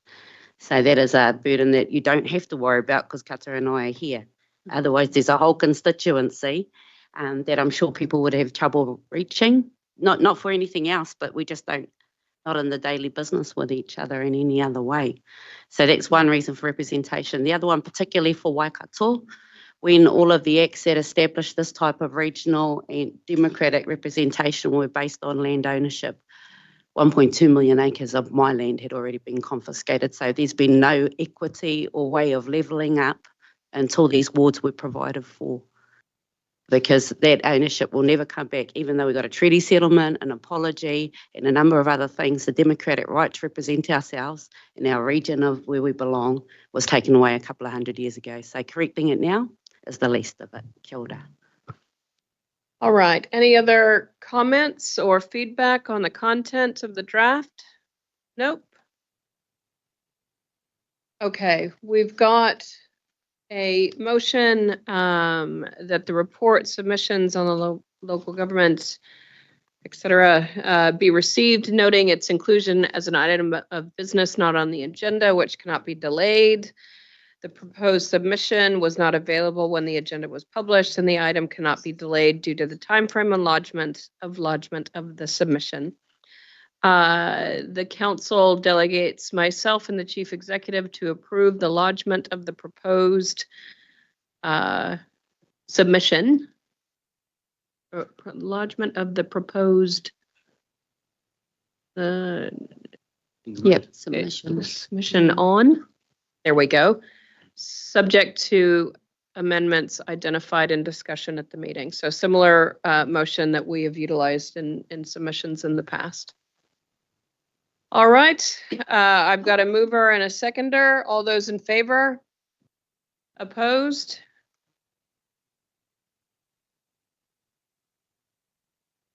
You're opposing the submission, the contents of the submission.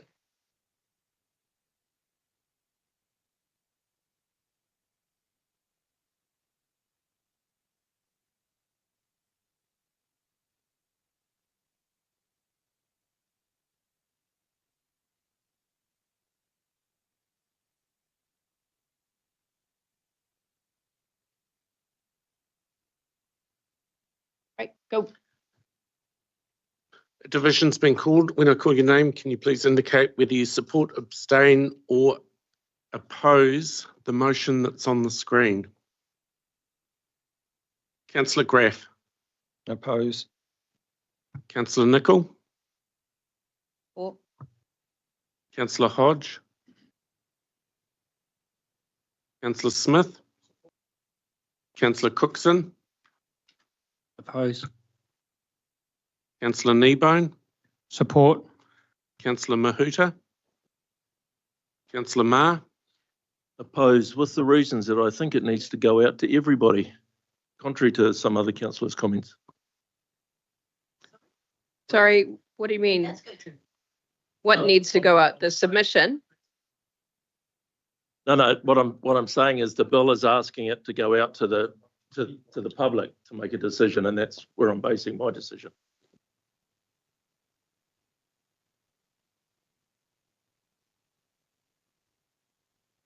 Yeah, I realize that. But councillors can vote how they want. Yeah. So just to be clear, this submission is already in the public. Each council in their own right has their own right to do a submission because some agree with Māori wards and some don't. So this is Waikato Regional Council's submission on behalf of Māori wards, because believe it or not, this council was one of the first councils that approved Māori wards. There's only 3 of us in the whole of New Zealand that are not inclusive in the redemption of Māori wards, because we were one of the 3. And I'm happy if you guys are opposing Māori wards, that's all good with me. And I'll go out there and say, hey, it's Waikato Regional Council does not agree with the submission of Māori wards. Continue with the division, please. I want to continue with the division. Okay, we'll continue. Councillor Clarkson. Councillor Strange. Support. Councillor Dunbar-Smith. Oppose. Councillor Hughes. Oppose. Councillor Story. Support.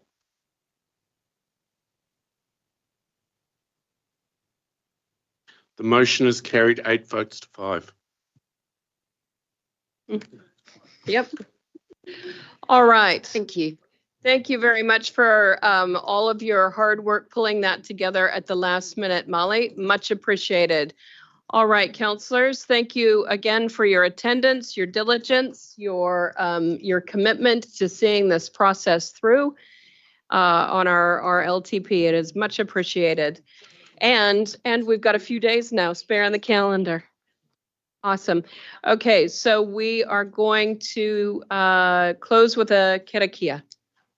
And look, this councillors, I'd just like to say thank you for your forbearance and a long time and going through the LTP. That you've had to assimilate an enormous amount of information. Just want to thank the staff too for what they've done, and particularly the team that Jane's leading these days to get all the information together. Janine and Dave, thank you with yourself and Leah for conducting the proceedings for us. This close to karakia. Unahia mai te uru tapanui, kia wātea, kia māmā, te nākau, te tinana, te hininaro, e te ara takatu, kua rā e rongo, e whakairia, aki ki runga, kia tina, homie, hui, tai ki. All right, meeting is closed at 2:09 p.m. Thank you, everyone.